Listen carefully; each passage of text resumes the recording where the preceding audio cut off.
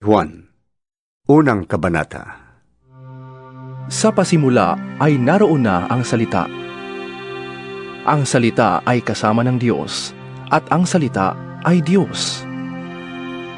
Kasama na siya ng Diyos sa simula pa. Nilikha ang lahat ng bagay sa pamamagitan niya at walang anumang nalikha ng hindi sa pamamagitan niya. Mula sa kaniya ang buhay, at ang buhay ay siyang ilaw ng sangkatauhan. Nagliliwanag sa kadiliman ang ilaw, at hindi ito nagapi kailanman ng kadiliman. Sinugo ng Diyos ang isang taong nagngangalang Juan. Pumarito siya upang magpatotoo tungkol sa ilaw at nang sa gayon, manalig sa ilaw ang lahat dahil sa patotoo niya. Hindi siya ang ilaw, kundi naparito siya upang magpatotoo tungkol sa ilaw. Ang tunay na ilaw na tumatanglaw sa lahat ng tao ay dumarating sa sanlibutan. Nasa sanlibutan ang salita. Nilikha ang sanlibutan sa pamamagitan niya, ngunit hindi siya nakilala ng sanlibutan. Pumunta siya sa kaniyang bayan, ngunit hindi siya tinanggap ng kaniyang mga kababayan. Subalit, ang lahat ng tumanggap at nanalig sa kaniya ay binigyan niya ng karapatang maging mga anak ng Diyos. Sila nga ay naging mga anak ng Diyos, hindi dahil sa isinilang sila ayon sa kalikasan, sa kagustuhan o kagagawan ng tao. Ang pagiging anak nila ay buhat sa Diyos. Ang salita ay naging tao, puspos ng biyaya at katotohanan, at nanirahan sa piling namin. Nakita namin ang kaniyang kaluwalhatiang tunay na kaniya bilang kaisa-isang anak ng Ama. Nagpatotoo si Juan tungkol sa kaniya ng kaniyang isigaw, "Siya ang tinutukoy ko ng aking sabihin. Ang darating na kasunod ko'y higit kaysa sa akin, sapagkat siya ay naroon na, bago pa man ako ay pinanganak." Mula sa kaniyang di masukat na pag-ibig, tayong lahat ay tumanggap ng sunod-sunod na pagpapala. Sapagkat sa pamamagitan ni Moises, dumating ang kautusan, ngunit sa pamamagitan ni Hesukristo, dumating ang pagpapala at katotohanan. Kailan may walang nakakita sa Diyos, ngunit ipinakilala siya ng kaisa-isang anak, siya ay Diyos na lubos na minamahal ng Ama. Ang mga pinuno ng mga Hudyo sa Jerusalem ay nagsugo ng ilang paring Hudyo at Levita upang itanong kay Juan kung sino siya.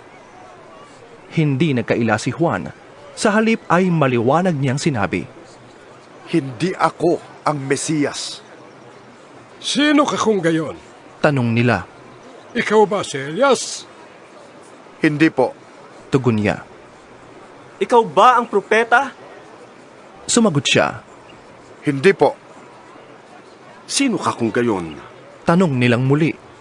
"Sabihin mo kung sino ka upang may masabi naman kami sa mga nagsugo sa amin. Anong masasabi mo tungkol sa iyong sarili?" Sumagot si Juan sa pamamagitan ng pangungusap ni Propeta Isaias.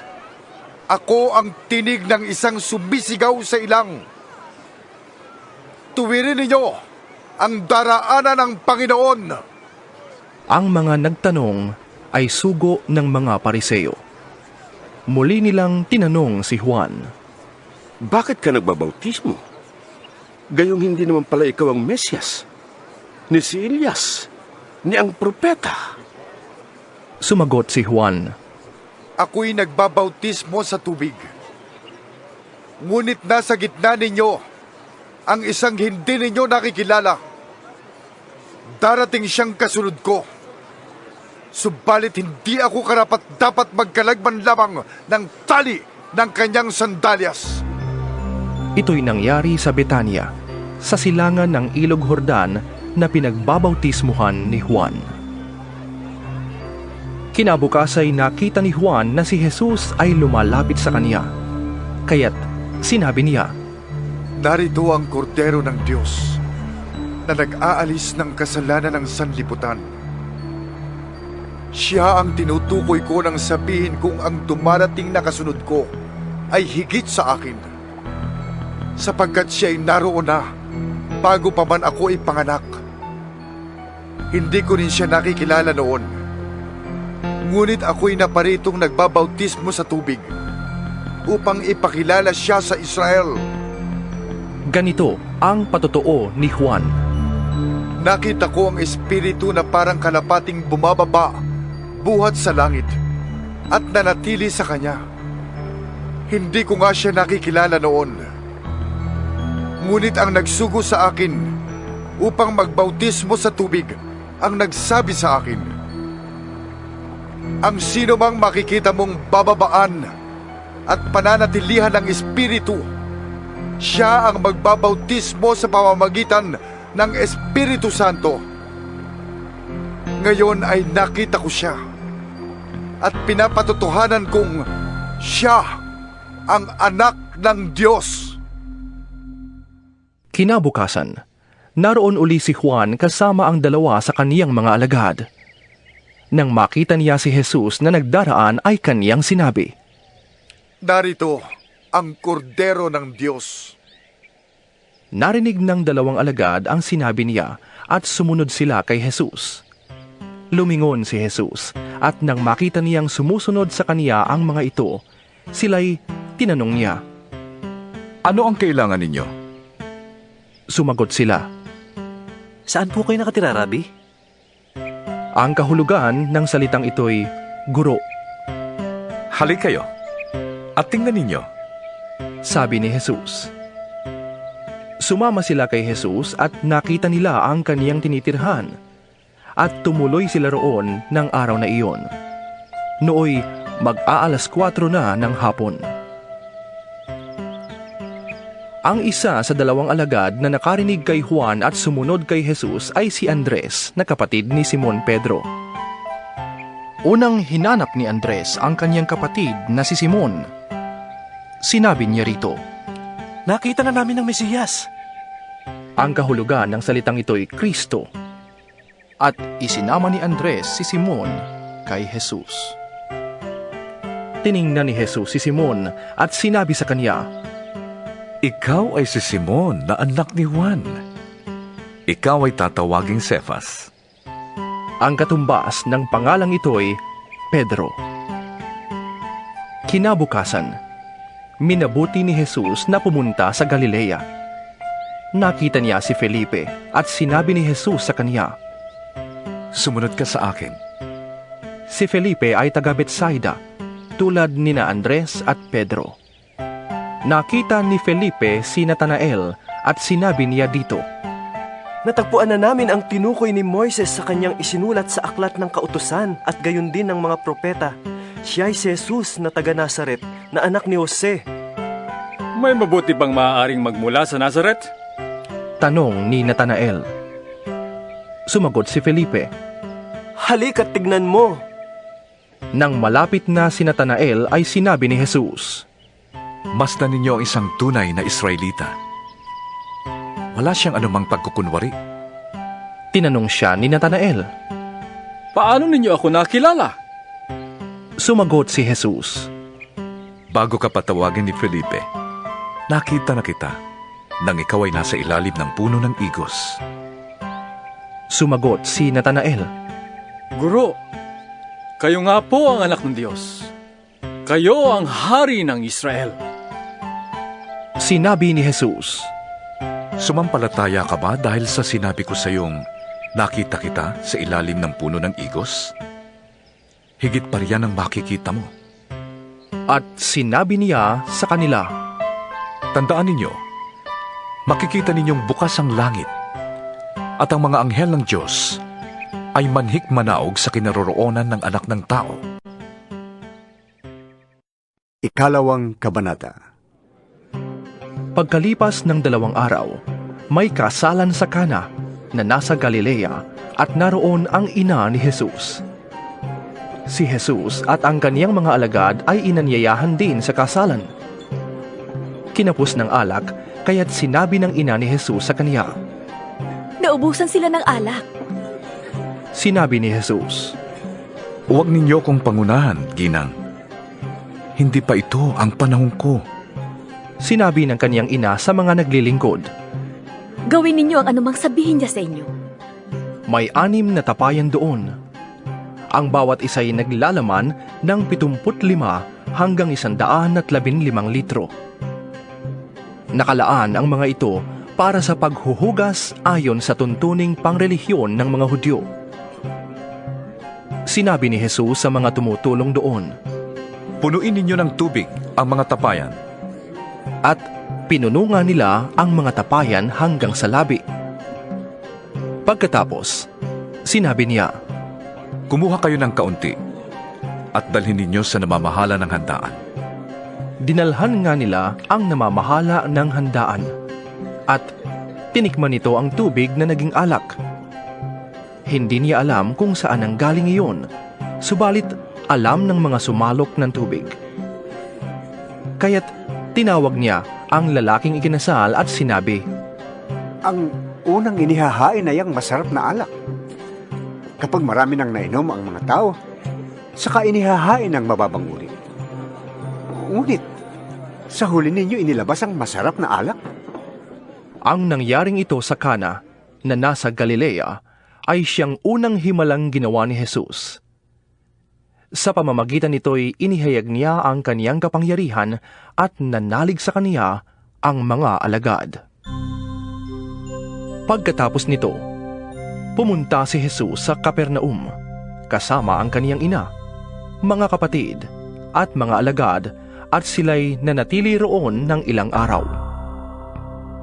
Malapit na ang Paskwa ng mga Hudyo kaya't pumunta si Jesus sa Jerusalem.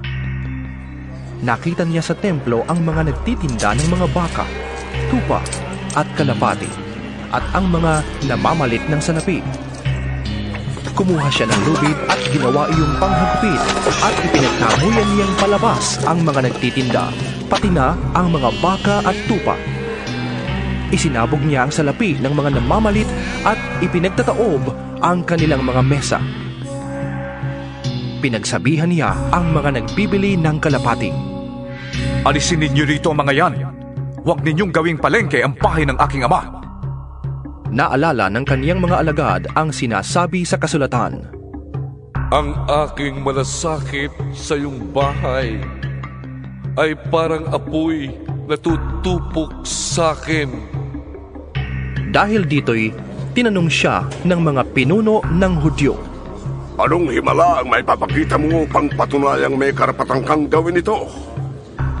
Sumagot si Jesus. Gibain ninyo ang templong ito at muli kong itatayo sa loob ng 3 araw. Sinabi ng mga pinuno ng Hudyo.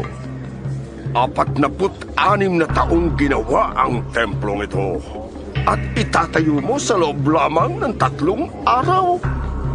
Ngunit ang templong tinutukoy ni Jesus ay ang kaniyang katawan. Kaya't nang siya'y muling mabuhay, naalala ng kaniyang mga alagad na sinabi niya ito at naniwala sila sa kasulatan at sa mga sinabi ni Jesus. Nang pista ng Pasko ay nasa Jerusalem si Jesus. Marami ang sumampalataya sa kaniya nang makita nila ang mga himalang ginagawa niya. Subalit, hindi nagtiwala sa kanila si Jesus sapagkat silang lahat ay kilala niya.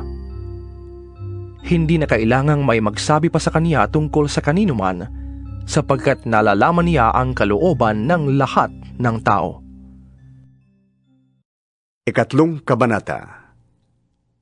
May isang Pariseo at pinuno ng mga Hudyo na ang pangalan ay Nicodemo. Isang gabi, nagsadya siya kay Jesus.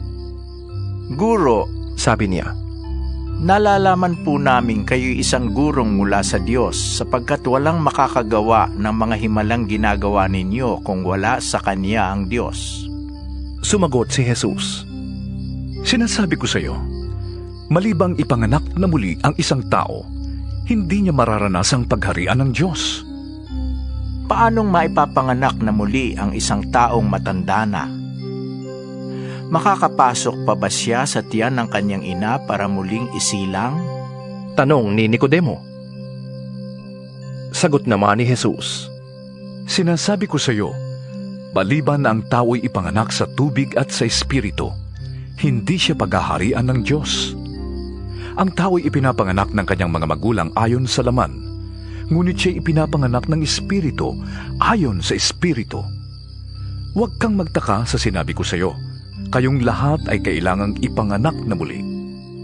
Umiihip ang hangin kung saan ito ibig, at naririnig mo ang ugong nito, ngunit hindi mo alam kung saan ito nanggagaling at kung saan napaparoon.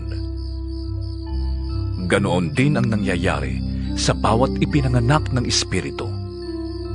Paano pong mangyayari iyon? Tanong ni Nicodemo.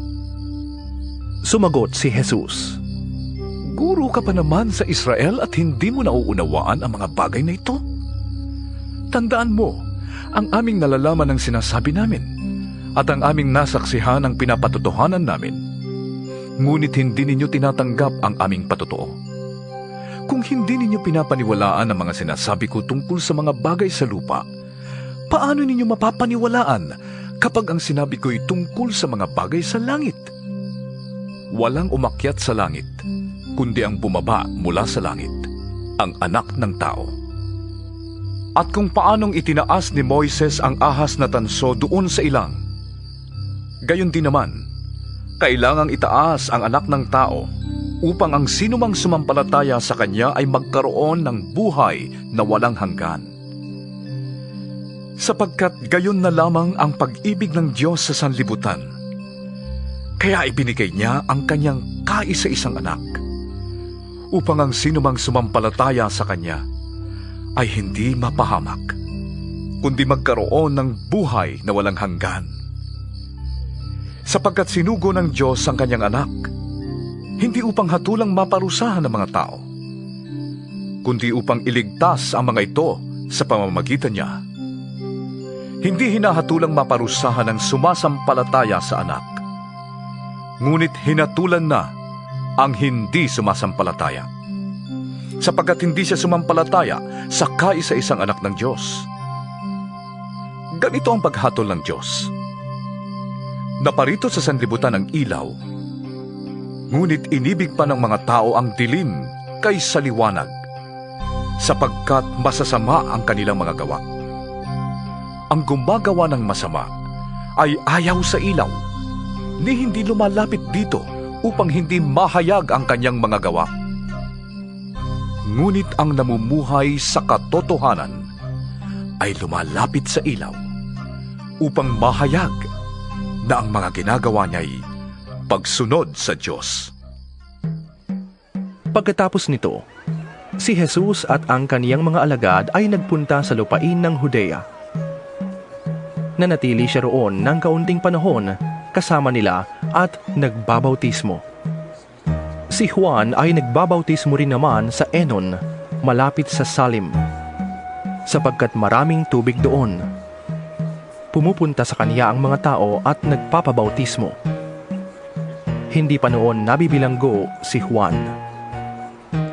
Minsan, nagkaroon ng pagtatalo ang mga alagad ni Juan at ang isang Hudyo tungkol sa paraan ng paglilinis.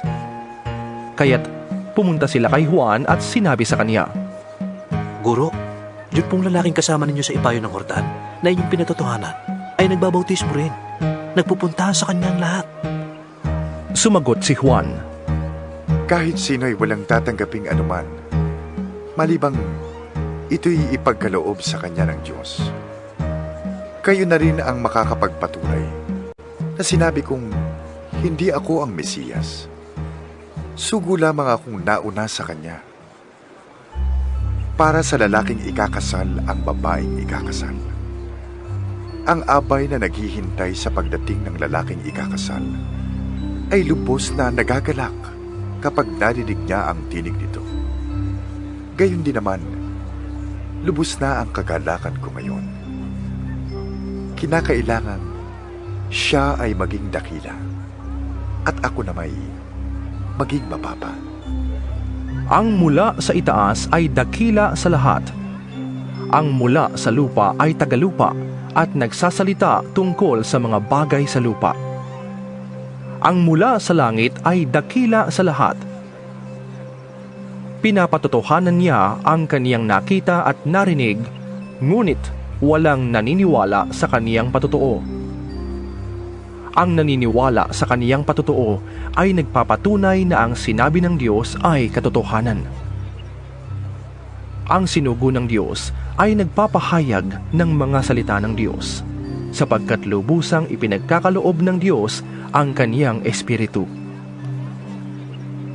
Minamahal ng Ama ang anak at ibinigay niya dito ang pamamahala sa lahat ng bagay. Ang sumasampalataya sa anak ay may buhay na walang hanggan. Ngunit ang ayaw pasakop sa anak ay hindi magkakaroon ng buhay. Sa halip, mananatili sa kanya ang puot ng Diyos. Ika-4 na kabanata. Nabalitaan ng mga Pariseyo na si Jesus ay mas maraming nahihikayat na maging alagad at nababautismuhan kaysa kay Juan. Ngunit ang totoo'y hindi si Jesus ang nagbabautismo, kundi ang kaniyang mga alagad. Nang ito'y malaman ni Jesus, siya'y umalis sa Judea at bumalik sa Galilea at kailangang sa Samaria siya dumaan. Dumating siya sa isang bayan na tinatawag na Sicar. Malapit ito sa bukid na ibinigay ni Jacob sa kaniyang anak na si Jose. Dito matatagpuan ang balon ni Jacob. Dahil sa siya'y napagod sa paglalakbay, umupo si Jesus sa tabi ng balon. Halos katanghalian na noon. May isang Samaritanang dumating upang umigib, at sinabi ni Jesus sa kaniya, "Maaari bang makiinom?" Wala noon ang kaniyang mga alagad sapagkat bumibili ng pagkain sa bayan. Sinabi sa kaniya ng babae, Ikaw ay Hudyo, at Samaritana naman ako. Bakit ka humihingi sa akin ng inumin? Sinabi niya iyon sapagkat hindi nakikitungo ang mga Hudyo sa mga Samaritano. Sumagot si Jesus, Kung alam mo lamang ang kaloob ng Diyos, at kung sino itong nakikiinom sa iyo, ikaw ang hihingi sa kanya, at bibigyan ka naman niya ng tubig na nagbibigay buhay. Ginoo, wika ng babae, malalim ang balong ito, at wala ka namang panalok. Saan ka kukuha ng tubig na nagbibigay buhay? Ang balong ito ay pamana pa sa amin ng aming ninunong si Jacob. Dito siya uminom, gayon din ang kanyang mga anak at mga hayop. Higit ka pa ba sa kanya? Sumagot si Jesus, Ang bawat uminom ng tubig na ito'y muling mauuhaw. Ngunit ang sino mang uminom ng tubig na ibibigay ko sa kanya, ay hindi na muling mauuhaw kailanman. Ang tubig na ibibigay ko ay magiging batis sa loob niya, at patuloy na bubukal at magbibigay sa kanya ng buhay na walang hanggan.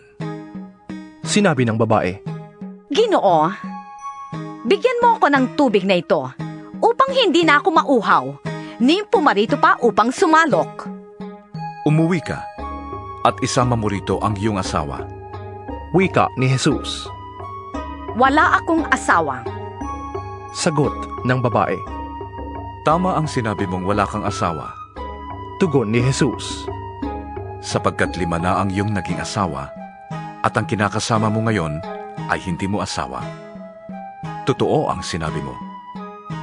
Sinabi ng babae, Ginoo, tila yata isa kang propeta. Dito sa bundok na ito, sumamba sa Diyos ang aming mga ninuno. Ngunit sinasabi ninyong mga Hudyo na sa Jerusalem lamang dapat sambahin ang Diyos? Sinabi naman ni Jesus, Maniwala ka sa akin, Ginang. Darating na ang panahon na sasambahin ninyo ang Ama, hindi na sa bundok na ito o sa Jerusalem. Hindi ninyo nakikilala ang inyong sinasamba, ngunit nakikilala namin ang aming sinasamba, sapagkat ang kaligtasan ay nagmumula sa mga Hudyo. Ngunit dumarating na ang panahon, ngayon na nga, na ang mga tunay na sumasamba sa Ama ay sasamba sa Kanya sa Espiritu at sa katotohanan. Sapagkat yan ang uri ng pagsambang ibig ng Ama. Ang Diyos ay Espiritu, kaya dapat siyang sambahin sa Espiritu at sa katotohanan. Sinabi ng babae, Nalalaman ko pong darating ang Mesiyas, ang tinatawag na Kristo. Pagdating niya, siya ang magpapahayag sa amin ng lahat ng bagay. Ako nga ang tinutukoy mo. Akong kausap mo ngayon. sabi ni Jesus. Dumating ang kaniyang mga alagad ng sandaling iyon at nabigla sila nang makita nilang nakikipag-usap si Jesus sa isang babae. Ngunit isa man sa kanila'y walang nagtanong sa babae, ano ang kailangan ninyo? Wala ring nagtanong kay Jesus, bakit ninyo siya kinakausap? Iniwan ng babae ang kaniyang banga, bumalik sa bayan at sinabi sa mga taga roon, Hali kayo! Tingnan ninyo ang taong nagsabi sa akin ng lahat ng ginawa ko! Siya na kaya ang Kristo! Kaya't lumabas ng bayan ang mga tao at nagpunta kay Jesus. Samantala, makailang ulit na sinabi ng mga alagad kay Jesus, Guro, kumain na kayo. Ngunit sumagot siya, Ako'y may pagkaing hindi ninyo alam. Kaya't nag-usap-usap ang mga alagad. May nagdala kaya sa kanya ng pagkain? Sinabi sa kanila ni Jesus, Ang pagkain ko'y ang tuparin ang kalooban ng nagsugo sa akin at tapusin ang ipinapagawa niya sa akin. Hindi ba sinasabi ninyo, 4 na buwan pa at anihan na? Sinasabi ko naman sa inyo, masdan ninyo ang mga bukid. Hinug na ang trigo at handa ng anihin. Ang umaani ay tumatanggap ng upa at nagtitipo ng bunga para sa buhay na walang hanggan. Kaya't kapwa nagagalak ang nagtatanim at ang umaani. Kaya totoo ang kasabihang, iba ang nagtatanim at iba naman ang umaani. Sinugo ko kayo upang anihin ang hindi ninyo itinanim. Iba ang naghirap dito at kayo naman ang umani ng kanilang pinaghirapan. Maraming Samaritano sa bayang iyon ang nanalig kay Jesus dahil sa patotoo ng babae. Sinabi niya sa akin ang lahat ng aking ginawa. Kaya't pumunta sila kay Jesus at nakiusap na tumigil muna siya roon. At tumigil nga siya roon ng 2 araw. At marami pang sumampalataya nang mapakinggan siya. Pagkatapos, sinabi nila sa babae, Naniniwala kami ngayon. Hindi na dahil sa sinabi mo, kundi dahil sa narinig namin siya. Kaya alam na naming siya nga ang tagapagligtas ng sanlibutan. Pagkaraan ng 2 araw, bumalik si Jesus sa Galilea. Si Jesus na rin ang nagsabi na ang isang propeta'y hindi iginagalang sa kaniyang sariling bayan. Pagdating niya sa Galilea ay mabuti ang pagtanggap sa kaniya ng mga taga roon, sapagkat nasa Jerusalem din sila noong pista ng Paskwa at nakita nila ang lahat ng kaniyang ginawa roon. Nagpunta uli si Jesus sa Cana na nasa Galilea. Dito niya ginawang alak ang tubig. Sa bayan naman ng Capernaum ay may isang pinuno ng pamahalaan na may anak na lalaking may sakit. Nang mabalitaan niyang bumalik si Jesus sa Galilea mula sa Judea, pinuntahan niya ito at pinakiusapang pumunta sa Capernaum upang pagalingin ang kaniyang anak na naghihingalo. Sinabi sa kaniya ni Jesus, Hanggat hindi kayo nakakakita ng mga himala at mga kababalaghan, ay hindi kayo sasampalataya. Ngunit sinabi ng pinuno, Tayo na po, Panginoon, bago mamatay ang aking anak. Sumagot si Jesus, Umuwi na kayo. Gagaling ang inyong anak. Naniwala ang lalaki sa sinabi ni Jesus at umuwi na nga siya. Sa daan pa lamang ay sinalubong na siya ng kaniyang mga alipin at sinabing pagaling na ang kaniyang anak. Tinanong niya ang mga iyon, Anong oras nang bumuti ang kalagayan niya? 1:00 po kahapon nang siya'y mawalan ng lagnat. Tugon nila. Naalala ng ama na noong oras na iyon sinabi sa kanya ni Jesus, "Gagaling ang inyong anak." Kaya't siya at ang kaniyang buong sambahayan ay nanalig kay Jesus. Ito ang pangalawang himalang ginawa ni Jesus sa Galilea pagkagaling sa Judea. Ikalimang kabanata. Pagkaraan nito'y pumunta si Jesus sa Jerusalem upang dumalo sa isang pista ng mga Hudyo. Sa lungsod na ito, malapit sa pintuan ng mga tupa, ay may malaking deposito ng tubig na may 5 portiko. Kung tawagin ito sa wikang Hebreo ay Bethesda. Natitipon dito ang maraming may sakit, mga bulag, mga pilay at mga paralitiko. May isang lalaki doon na 38 taon ang may sakit. Nakita siya ni Jesus at alam niyang matagal nang may sakit ang lalaki, kaya't tinanong niya ito. Ibig mo bang gumaling? Sumagot ang may sakit. Ginoo, wala pong maglusong sa akin kapag gumalaw na ang tubig. Papunta pa lamang ako ay may nauuna na sa akin. Sinabi sa kanya ni Jesus, Tumindig ka. Buhatin mo ang iyong higaan at lumakad ka. Noon di gumaling ang lalaki. Binuhat ang kanyang higaan at lumakad. Nooy araw ng pamamahinga, kaya't sinabi ng mga pinuno ng mga Hudyo sa lalaking pinagaling, Araw ng pamamahinga ngayon. Labag sa kautusan na dalin mo ang iyong higaan. Ngunit sumagot siya, Ang nagpagaling po sa akin, ang nagsabing buhatin ko ang aking higaan at lumakad ako. At siya'y tinanong nila, Sino nagsabi sa iyong buhatin mo ang iyong higaan at lumakad ka? Ngunit hindi alam ng lalaki kung sino ang nagpagaling sa kaniya, sapagkat nawala na si Jesus sa karamihan ng tao. Pagkatapos, nakita ni Jesus sa loob ng templo ang lalaki at sinabihan, Magaling ka na ngayon. Huwag ka nang gumawa ng kasalanan at baka masahol pa riyan ang mangyari sa iyo. Umalis ang lalaki at sinabi sa mga Hudyo na si Jesus ang nagpagaling sa kaniya. Dahil dito, si Jesus ay sinimulang usigin ng mga pinuno ng mga Hudyo sapagkat nagpagaling siya sa araw ng pamamahinga. Ngunit sinabi sa kanila ni Jesus, Ang aking ama ay patuloy na gumagawa hanggang ngayon. At gayon din ako. Lalo namang pinagsikapan ng mga pinuno ng mga Hudyo na patayin siya, sapagkat hindi lamang niya nilabag ang batas tungkol sa araw ng pamamahinga. Sinasabi pa niyang ang Diyos ang kaniyang ama, at sa gayon ay ipinapantay ang kaniyang sarili sa Diyos. Kaya't sinabi sa kanila ni Jesus, Dapat ninyong malaman na walang magagawa ang anak sa kanyang sarili lamang. Ang nakikita niyang ginagawa ng ama, ang siya lamang niyang ginagawa.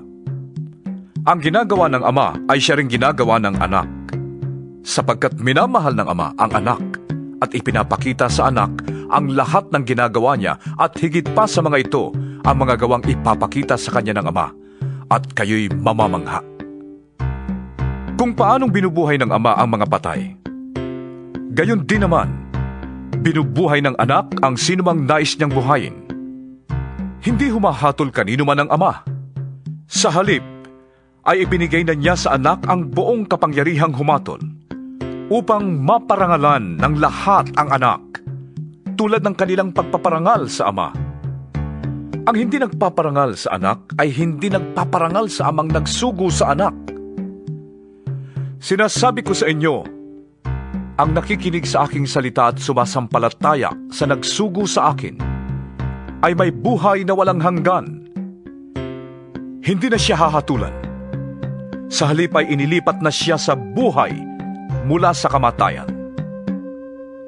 Tandaan ninyo, darating ang panahon at ngayon na nga na maririnig ng mga patay ang tinig ng anak ng Diyos at ang makinig sa Kanya ay mabubuhay. Kung paano ang ama ang pinagmumulan ng buhay, binigyan din niya ang anak ng ganoong karapatan. binigyan din ang anak ng kapangyarihang humaton. Yamang siya ang anak ng tao. Huwag ninyo itong pagtakhan, sapagkat darating ang oras na maririnig ng mga patay ang kanyang tinig. Sila'y muling mabubuhay. Lahat ng gumawa ng mabuti ay magkakaroon ng buhay na walang hanggan. At lahat ng gumawa ng masama ay parurusahan. Hindi ako gumagawa sa sarili ko lamang. Humahatol ako ayon sa sinasabi sa akin ng Ama, kaya't matuwid ang hatol ko. Hindi ang sarili kong kalooban ang aking sinusunod, kundi ang kalooban ng nagsugo sa akin. Kung ako lamang ang nagpapatotoo tungkol sa aking sarili, huwag ninyong tanggapin ang aking patotoo. Ngunit may ibang nagpapatotoo tungkol sa akin, at totoo ang kanyang sinasabi. Nagpasugo kayo kay Juan at nagpatotoo siya tungkol sa katotohanan. Hindi sa kailangan ko ang patotoo ng tao. Sinasabi ko lamang ito para maligtas kayo. Si Juan ay parang maningas na ilaw na nagliliwanag noon, at kayo'y sandaling nasiyahan sa kanyang liwanag. Ngunit may patotoo tungkol sa akin na higit pa sa patotoo ni Juan. Ang mga gawang ipinagagawa sa akin ng Ama, ang siya ko namang ginaganap. Yan ang nagpapatotoo na ako'y sinugo ng Ama. At ang Amang nagsugo sa akin ay nagpapatotoo rin tungkol sa akin.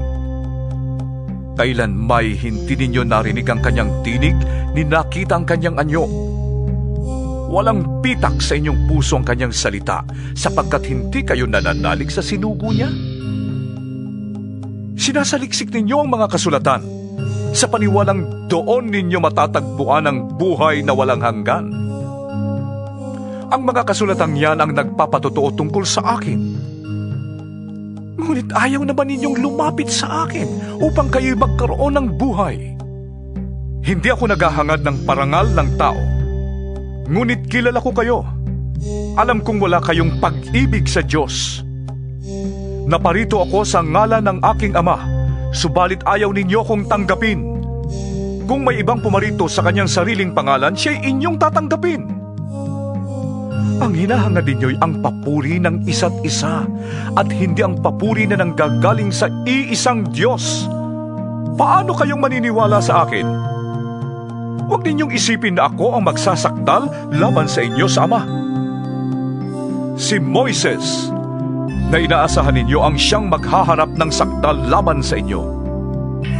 Kung talagang pinapaniwalaan ninyo si Moises, maniniwala din sana kayo sa akin, sapagkat tungkol sa akin ang sinulat niya.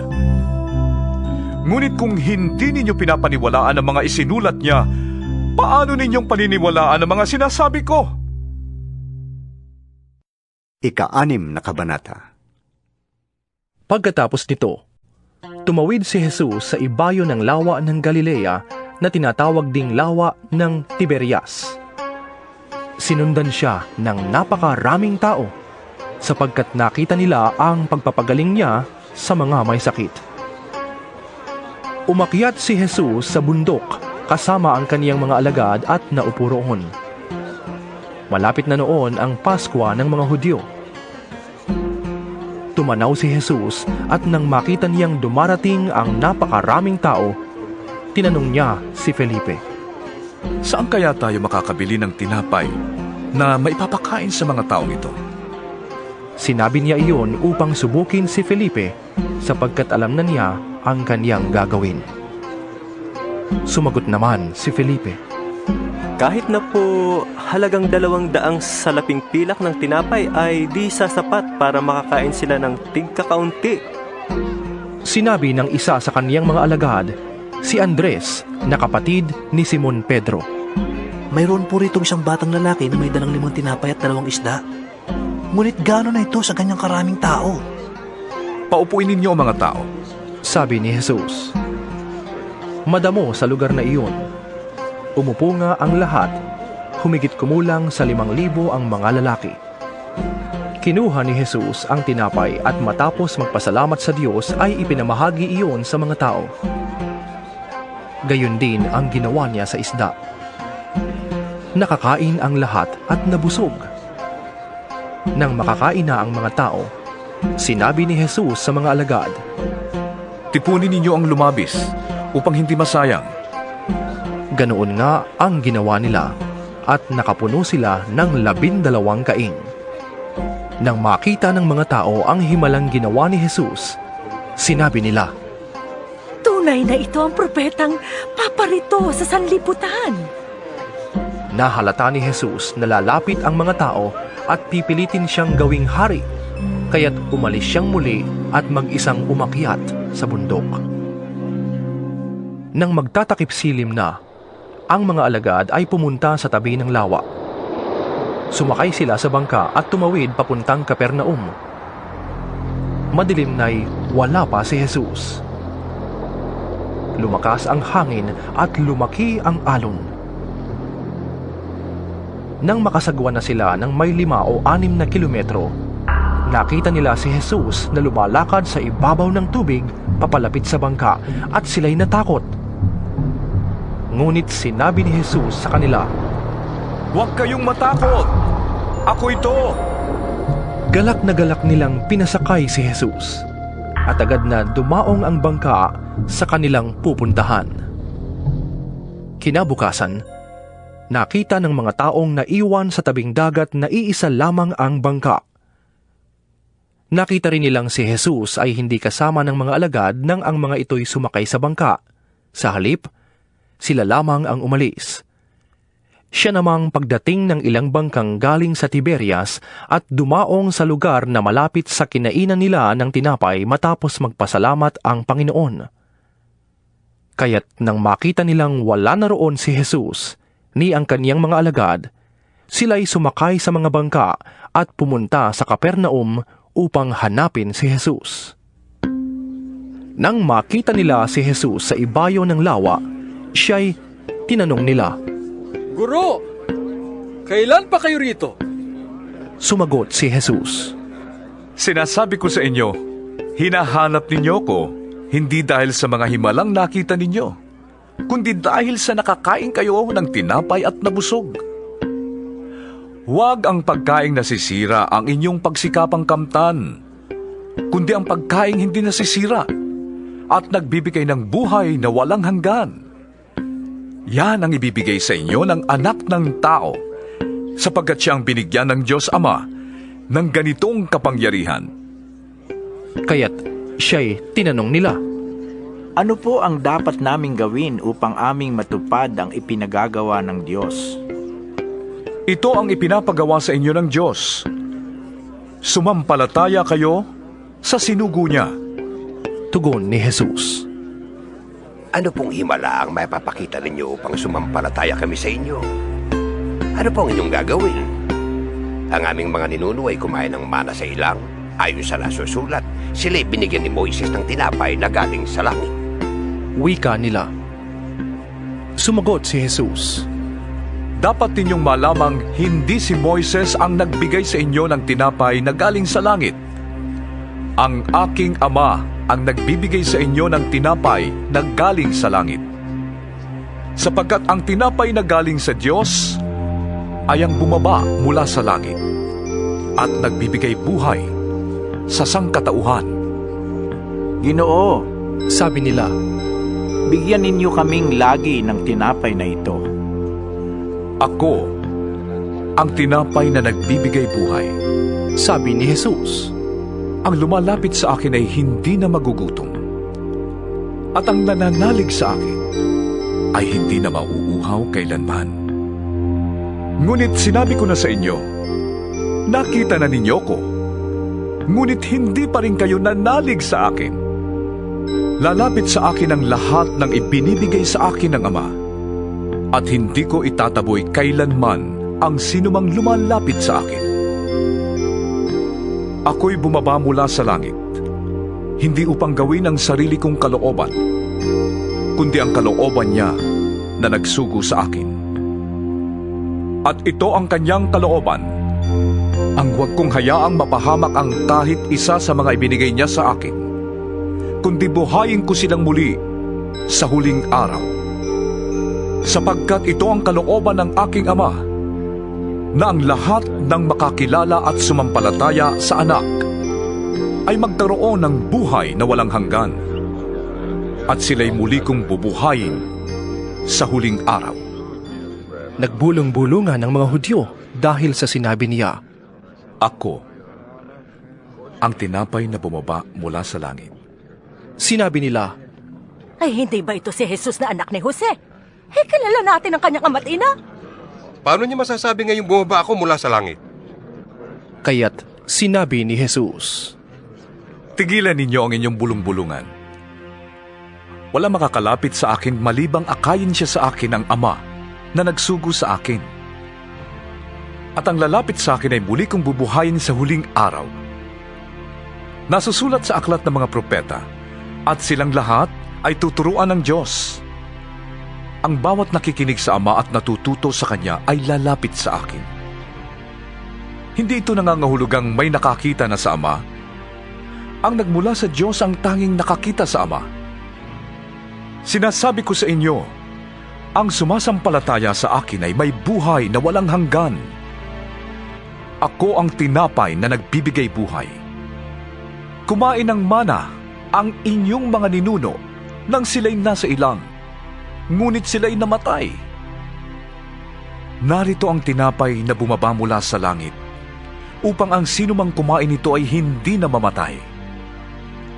Ako ang tinapay na nagbibigay buhay, na bumaba mula sa langit. Mabubuhay magpakailanman ang sinumang kumain ng tinapay na ito. At ang tinapay na ibibigay ko sa ikabubuhay ng sanlibutan ay ang aking laman. Dahil dito'y nagkaroon ng mainitang pagtatalo-talo ang mga Hudyo. Paano maibibigay sa atin ang taong itong kanyang laman upang makain natin? Sinabi ni Jesus, Tandaan ninyo, malibang kainin ninyo ang laman ng anak ng tao at inumin ang kanyang dugo, hindi kayo magkakaroon ng buhay. Ang kumakain ng aking laman at umiinom ng aking dugo ay may buhay na walang hanggan, at muli ko siyang bubuhayin sa huling araw. Sapagkat ang aking laman ay tunay na pagkain, at ang aking dugo ay tunay na inumin. Ang kumakain ng aking laman at umiinom ng aking dugo ay nananatili sa akin, at ako naman sa kanya. Buhay ang Amang nagsugo sa akin, at ako'y nabubuhay dahil sa kanya. Gayon din naman, ang sinumang kumain sa akin ay mabubuhay dahil sa akin. Ito ang tinapay na bumaba mula sa langit. Hindi ito katulad ng kinain ng inyong mga ninuno sa ilang. Namatay sila kahit na kumain yon. Ang kumakain nito'y mabubuhay magpakailanman. Sinabi ito ni Jesus nang siya'y nagtuturo sa sinagoga sa Capernaum. Narinig ito ng kaniyang mga alagad at marami sa kanila ang nagsabi, Mabigat na pananalita ito. Sino ang makakatanggap nito? Alam ni Jesus na nagbubulong-bulungan ang kaniyang mga alagad tungkol dito, kaya't sinabi niya, Dahil ba rito'y tatalikuran na ninyo ko? Gaano pa kaya kung makita ninyong umaakyat ang anak ng tao, papunta sa dati niyang kinaroroonan? Ang Espiritu ang nagbibigay buhay. Hindi ito magagawa ng tao. Ang mga salitang sinabi ko sa inyo ay Espiritu at buhay. Ngunit may ilan sa inyong hindi nananalig sa akin. Alam na ni Jesus buhat pa noong una kung sino-sino ang hindi mananalig sa Kanya at kung sino ang magkakanulong sa Kanya. Idinugtong pa niya, Yan ang dahilan kaya ko sinabi sa inyo na walang makakalapit sa akin, malibang ito'y loobin ng Ama. Mula nooy marami sa kaniyang mga alagad ang tumalikod at hindi na sumama sa Kanya. Tinanong ni Jesus ang 12, Kayo naman, ibig din ba ninyong umalis? Sumagot si Simon Pedro, Panginoon, kanino pa po kami pupunta? Nasa inyo ang mga salitang nagbibigay ng buhay na walang hanggan. Naniniwala kami at ngayon natitiyak namin na kayo ang banal na nagmula sa Diyos. Sumagot si Jesus. Hindi ba't akong humirang sa inyong 12? Sa kabila nito'y dyablo ang isa sa inyo. Ang tinutukoy niya ay si Judas na anak ni Simon Iscariote, sapagkat si Judas na isa sa 12 ang siyang magkakanulo sa kaniya. Ikapitong Kabanata. Pagkatapos nito'y nilibot ni Jesus ang Galilea. Iniiwasan niya ang Judea sapagkat ibig siyang patayin ng mga pinuno ng mga Hudyo roon. Nalalapit na noon ang pista ng mga tolda, isang pista ng mga Hudyo, kaya't sinabi kay Jesus ng kaniyang mga kapatid, Bakit hindi ka umalis dito at pumunta sa Judea para makita ng iyong mga tagasunod ang ginagawa mo? Walang taong naglilihim ng kanyang ginagawa kung ang hangad niya'y matanyag. Ginagawa mo rin lamang ang mga bagay na ito. Magpakilala ka na sa sanlibutan. Maging ang mga kapatid ni Jesus ay hindi nananalig sa kaniya. Sumagot si Jesus, Hindi pa itong panahon ko. Sa inyo'y maaari kahit anong panahon. Hindi kayo kapapuotan ng sanlibutan. Ngunit ako'y kinapupuotan nila, sapagkat pinapatutuhanan kong masama ang mga gawa nito. Kayo ang pumunta sa pista, hindi ako pupunta, sapagkat hindi pa ito ang panahon ko. Pagkasabi nito, nagpaiwan siya sa Galilea. Pagkaalis ng kaniyang mga kapatid, si Jesus ay pumunta rin sa pista, subalit hindi hayagan kundi palihim. Hinahanap siya roon ng mga Hudyo.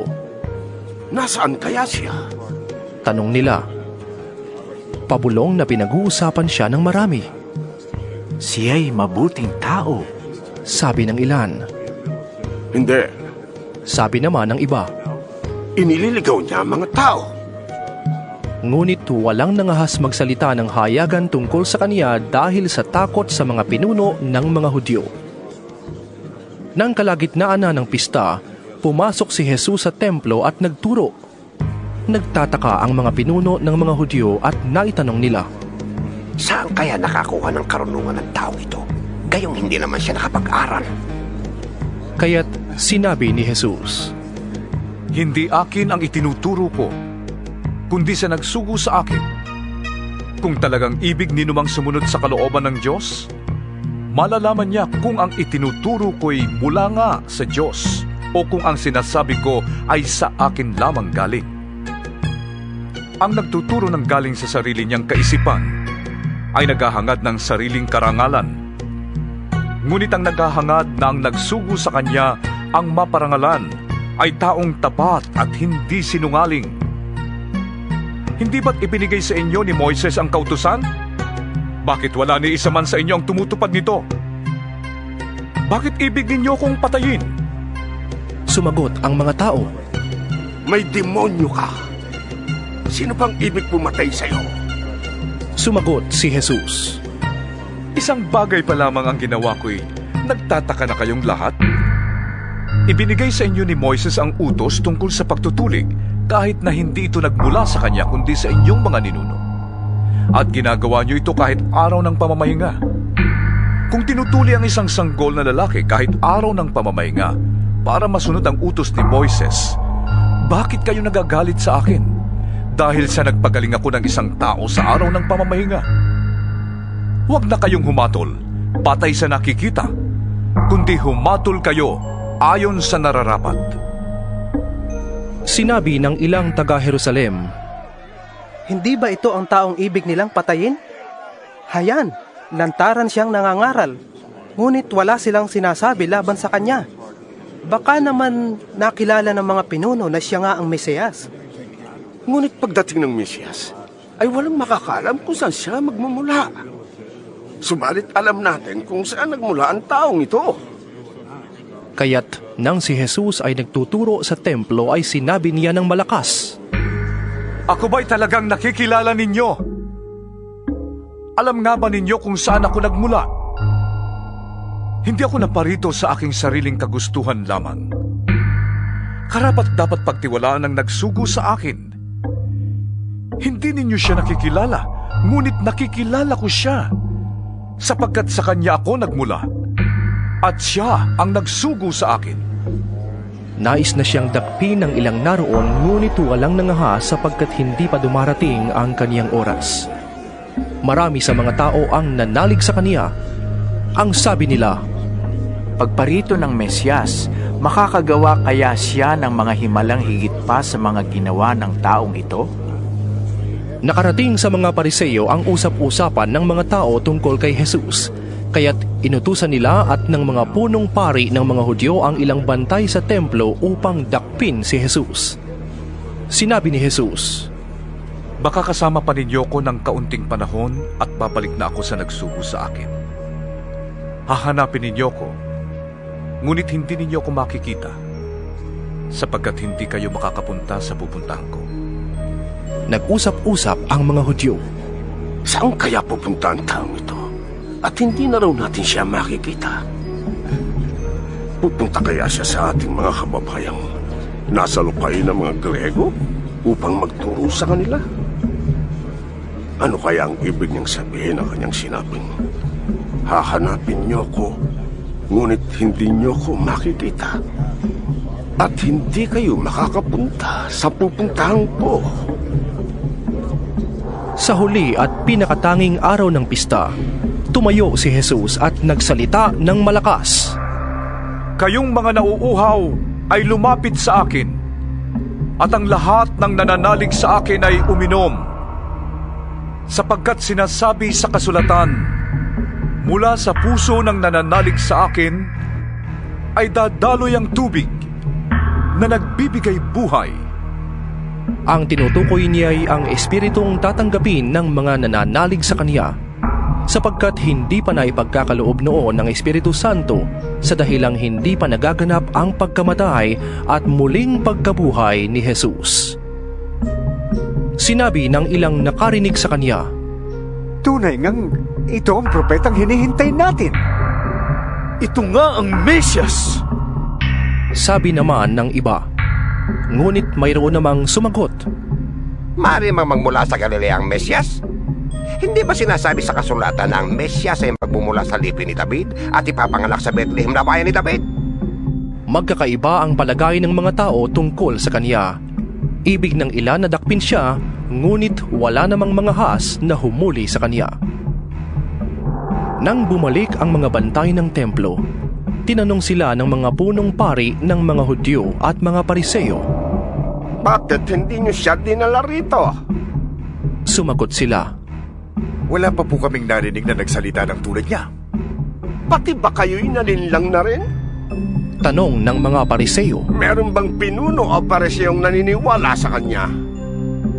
Mga tao lamang na walang nalalaman sa kautusan ang naniniwala sa kanya. Kaya't sila'y mga sinumpa. Isa sa mga naroon ay si Nicodemo, ang Pariseyong nagsadya kay Jesus noong una, at siya'y nagtanong, Hindi ba't labag sa ating kautusan na hatulan ng isang tao nang di muna nililitis at inaalam kung ano ang kanyang ginawa? Sumagot sila, Ikaw ba'y taga-Galilea rin? Saliksikin mo ang kasulatan at makikita mong walang propetang magmumula sa Galilea. Pagkatapos, umuwi na ang lahat. Ikawalong kabanata. Si Jesus naman ay pumunta sa bundok ng mga Olibo. Kinabukasan, maaga pa'y nagbalik siya sa templo. Lumapit sa kanya ang lahat, kaya't umupo siya at sila'y tinuruan. Dumating noon ang mga tagapagturo ng kautusan at mga Pariseo na may dalang isang babaeng nahuli sa pangangalo niya. Inihirap nila ito sa karamihan at sinabi kay Jesus, Guro, ang babaeng ito'y nahuli sa aktong pangangalo niya. Ayon sa kautusan ni Moises, dapat batuhin hanggang sa mamatay ang mga katulad niya. Ano naman ang masasabi niyo? Itinanong nila ito upang subukin siya at nang may maiparatang sila laban sa kanya. Ngunit yumuko lamang si Jesus at sumulat sa lupa sa pamamagitan ng daliri. Patuloy sila ng pagtatanong kaya't tumayo si Jesus at nagsalita. Ang sinuman sa inyo na walang kasalanan, ang siyang maunang bumato sa kanya. At muli siyang yumuko at sumulat sa lupa. Nang marinig nila iyon, sila'y isa-isang umalis, simula sa pinakamatanda. Iniwan nila ang babaeng nakatayo sa harap ni Jesus. Tumayo si Jesus at tinanong ang babae, Nasaan sila? Wala bang humatol sa'yo? Wala po, Ginoo. Sagot ng babae. Sinabi ni Jesus, Hindi rin kita hahatulan. Humayo ka at huwag nang magkasala. Muling nagsalita si Jesus sa mga Pariseo. Sinabi niya, Ako ang ilaw ng sanlibutan. Ang sumusunod sa akin ay magkakaroon ng ilaw sa kanyang buhay at di nalalakad sa kadiliman. Sinabi naman sa kaniya ng mga Pariseo, Ikaw ang nagpapatotoo tungkol sa iyong sarili. Walang kabuluhan ng ganyang patotoo. Sumagot si Jesus, Kahit ako ang nagpapatotoo tungkol sa aking sarili, totoo naman ang aking sinasabi, sapagkat alam ko kung saan ako nanggaling at kung saan ako pupunta. Ngunit hindi ninyo alam ang aking pinanggalingan at ang aking pupuntahan. Humahatol kayo ayon sa mga pamantayan ng tao. Ngunit hindi ako humahatol kanino man, at humatol man ako, tama ang aking paghatol, sapagkat hindi lamang ako ang humahatol, kundi kasama ko ang amang nagsugo sa akin. Nasusulat sa inyong kautusan na dapat tanggapin ang patotoo ng dalawang saksi. Nagpatotoo ako tungkol sa aking sarili, at nagpapatotoo rin ang amang nagsugo sa akin. Siya'y tinanong nila, Nasaan ang iyong ama?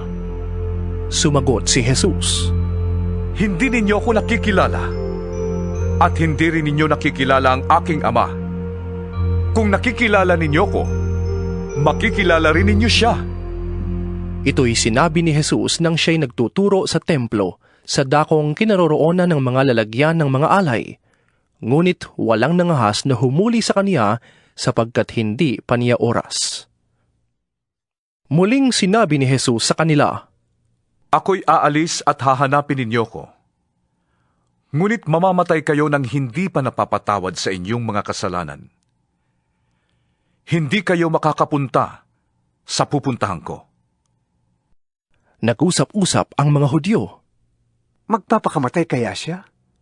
Kaya niya sinabing, hindi kayo makakapunta sa pupuntahan ko? Kaya't sinabi ni Jesus, Kayo'y mula sa ibaba, ako'y mula sa itaas. Kayo'y taga-sanlibutang ito, ako'y hindi. Kaya sinabi ko sa inyong mamamatay kayo nang hindi pa napapatawad sa inyong mga kasalanan. Kung hindi kayo maniniwalang, ako'y ako nga, mamamatay nga kayo nang hindi pa napapatawad sa inyong mga kasalanan. Sino ka nga bang talaga? Tanong nila. Sumagot si Jesus, Matagal ko nang sinabi sa inyo kung sino ako. Marami akong masasabi at mayahatol laban sa inyo. Ngunit totoo ang sinasabi ng nagsugo sa akin, at ang narinig ko sa kanya ang ipinapahayag ko sa sanlibutan. Hindi nila naunawaan na ang Ama ang tinutukoy niya. Kaya't sinabi ni Jesus, Kapag naitaas na ninyo ang anak ng tao, malalaman ninyong ako'y ako nga. Wala akong ginagawa sa sarili kong kapangyarihan. Ang ipinasasabi lamang ng Ama ang siya kong sinasabi. At kasama ko ang nagsugo sa akin. At hindi niya ako iniiwan. Sapagkat lagi kong ginagawa ang nakalulugod sa kanya. Maraming nakarinig nito ang naniwala sa kanya. Sinabi naman ni Jesus sa mga Hudyong naniniwala sa kanya, Kung tinutupad ninyo ang aking aral, tunay ngang kayo'y mga alagad ko. Makikilala ninyo ang katotohanan, at ang katotohanan ang magpapalaya sa inyo. Lahi kami ni Abraham. Tugon nila. At kailanmay di kami naalipin ni Numan. Paano mo masasabing palalayain kami? Sumagot si Jesus. Tandaan ninyo, ang namumuhay sa kasalanan ay alipin ng kasalanan. Ang alipin ay hindi kabilang sa pamilya sa habang panahon. Subalit ang anak ay kabilang magpakailanman. Kayo'y tunay na lalaya kapag pinalaya kayo ng anak. Nalalaman kong lahi kayo ni Abraham, ngunit pinagsisikapan ninyo kong patayin, sapagkat ayaw ninyong tanggapin ang aking aral. Ang nakita ko sa aking ama, ang siya kong sinasabi sa inyo. At ang narinig ninyo sa inyong ama, ang siya namang ginagawa ninyo. Sumagot sila. Si Abraham ang aming ama. Sinabi sa kanila ni Jesus, Kung kayo'y tunay na mga anak ni Abraham, tutularan ninyo ang kanyang ginawa. Sinasabi ko lang ang katotohanang narinig ko sa Diyos, ngunit pinagsisikapan ninyong ako'y patayin. Hindi ganon ang ginawa ni Abraham? Ang ginagawa ninyo'y tulad ng ginagawa ng inyong ama. Hindi kami mga anak sa labas. Tugon nila. Iisa ang aming ama, ang Diyos. Sinabi ni Jesus, Kung talagang ang Diyos ang inyong ama, iibigin ninyo ko. Sapagkat sa Diyos ako nanggaling. Hindi ako naparito sa sarili kong kagustuhan, kundi sinugo niya ako. Bakit di ninyo maunawaan ang sinasabi ko? Ang dahilan ay hindi ninyo matanggap ang itinuturo ko.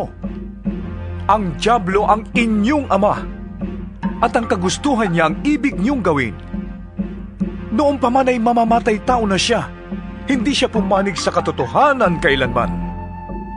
Sapagkat walang puwang sa kanyang katotohanan. Likas sa kanya ang magsinungaling, sapagkat siya'y talagang sinungaling. At siya ang ama ng kasinungalingan. Ayaw ninyong maniwala sa akin sapagkat katotohanan ang sinasabi ko sa inyo. Sino sa inyo ang maaring magpatunay na ako'y nagkasala? Kung katotohanan ang sinasabi ko, bakit ayaw ninyong maniwala sa akin? Ang mula sa Diyos ay nakikinig ng mga salita ng Diyos. Subalit ayaw ninyong makinig sa akin, sapagkat kayo hindi mula sa Diyos. Sinabi ng mga Hudyo kay Jesus, Hindi ba tama ang sinabi naming ikaw ay Samaritano? At sinasaniban ng demonyo? Hindi ako sinasaniban ng demonyo. Sagot ni Jesus, Pinaparangalan ko ang aking ama, ngunit ako'y nilalapastangan ninyo. Hindi ako naghahangad na ako'y parangalan. May isang nagsisikap na ako'y parangalan at siya ang magpapasya. Tandaan ninyo, ang tumutupad ng aking salita ay hindi mamamatay kailanman. Sinabi ng mga Hudyo, Kayo'y natitiyak naming sinasanibang ka nga ng demonyo. Namatay si Abraham at ang mga propeta. Ngunit sinasabi mong hindi mamamatay kailanman ang sinumang tumutupad ng iyong aral. Mas magaling ka pa ba kaysa sa aming amang si Abraham? Siya'y namatay, gayon din ang mga propeta. Ano ba ang palagay mo sa iyong sarili? Sumagot si Jesus, Kung ako ang nagpaparangal sa aking sarili, walang kabuluhan yun. Ang nagpaparangal sa akin ay ang aking ama at sinasabi ninyong siya ang inyong Diyos. Hindi niyo siya nakikilala, ngunit siya'y kilala ko. Kung sasabihin kong hindi ko siya nakikilala, ako'y magiging sinungaling na tulad ninyo. Subalit nakikilala ko siya at sinusunod ko ang kanyang sinasabi. Natuwa ang inyong amang si Abraham nang malaman niyang makikita niya ang araw ng aking pagdating. Nakita nga niya ito at siya'y nagalak. Dahil dito'y sinabi sa kaniya ng mga Hudyo, Wala ka pang 50 taong gulang. Paano mong nakita si Abraham? Sumagot si Jesus, Sinasabi ko sa inyo, bago pa ipinanganak si Abraham, ako na. Nagsidampot sila ng bato upang siya'y batuhin, ngunit nagtago si Jesus at lumabas ng templo. Ikasyam na kabanata. Sa paglalakad ni Jesus, may nakita siyang isang lalaking ipinanganak na bulag. Tinanong siya ng kaniyang mga alagad, Guro, sino pong nagkasala at ipinanganak na bulag ang lalaking ito? Siya ba o ang kanyang mga magulang? Sumagot si Jesus, Ipinanganak siyang bulag hindi dahil sa nagkasala siya o ang kanyang mga magulang, kundi upang sa pamamagitan niya ay mahayag ang kapangyarihan ng Diyos. Kailangan gawin natin ang mga ipinagagawa ng nagsugo sa akin habang araw pa. Malapit na ang gabi at wala nang makakagawa pagsapit niyon.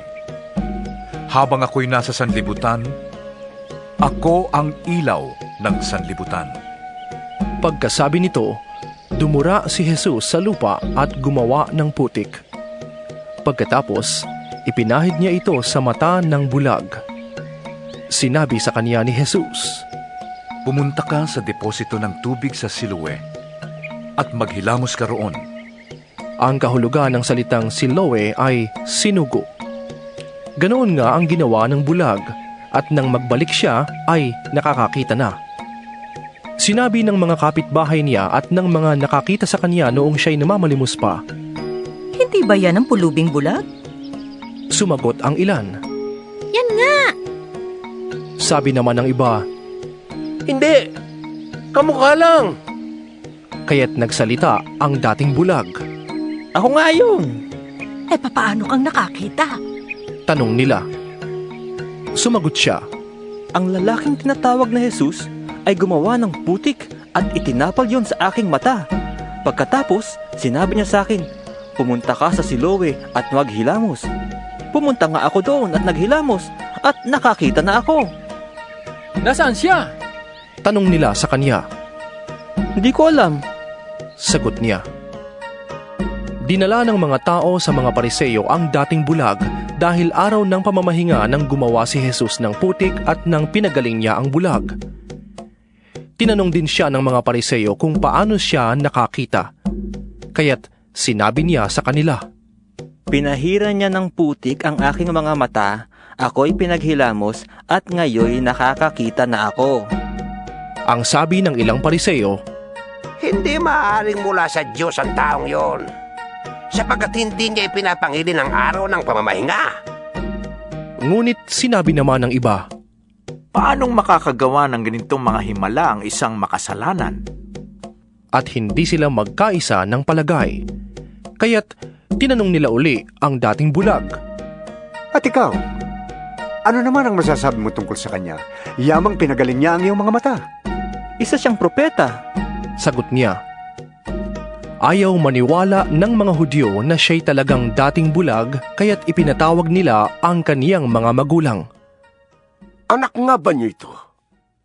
Talaga bang siya'y pinanganak na bulag? Bakit nakakakita na siya ngayon?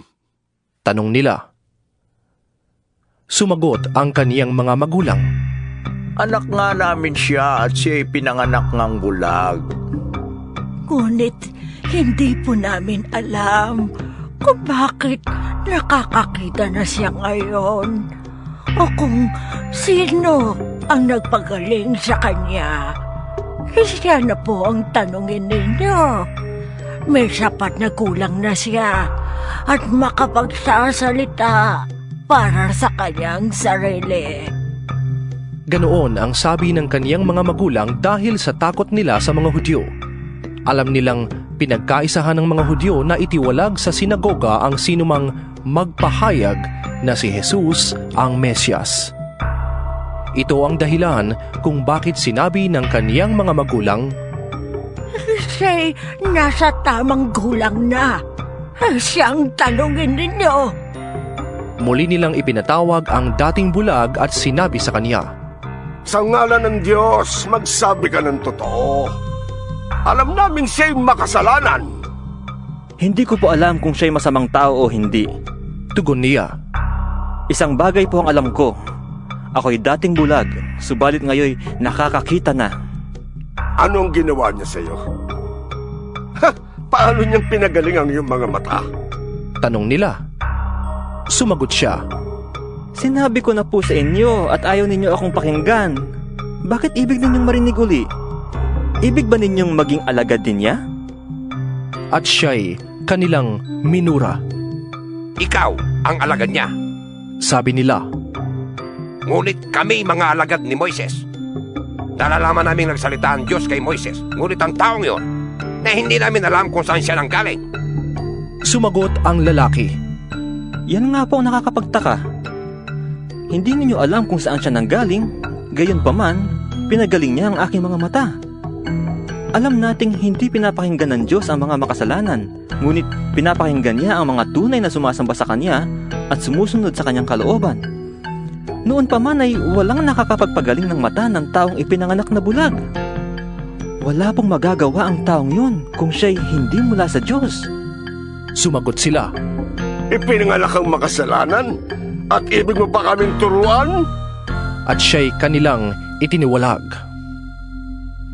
Nabalitaan ni Jesus na ang lalaking pinagaling niya ay itiniwalag ng mga Pariseo. Kaya't nang matagpuan niya ito ay kaniyang tinanong, Sumasampalataya ka ba sa anak ng tao? Sumagot ang lalaki, Sino po ba siya, Ginoo? Sabihin niyo sa akin upang ako'y manalig sa Kanya. Siya'y nakita mo na. Siya ang kausap mo ngayon. Wika ni Jesus. Sumasampalataya po ako, Panginoon. Sabi ng lalaki. At sinamba niya si Jesus. Sinabi pa ni Jesus, Naparito ako sa mundo upang humatol at upang makakita ang mga bulag at mabulag naman ang mga nakakakita. Narinig ito ng ilang Pariseyong naroon at siya'y kanilang tinanong, Ibig mo bang sabihin, bulag kami? Sumagot si Jesus, Kung kayo nga'y bulag, wala sana kayong kasalanan. Ngunit dahil sinasabi ninyong nakakakita kayo, mananatili kayo sa inyong kasalanan. 10 kabanata.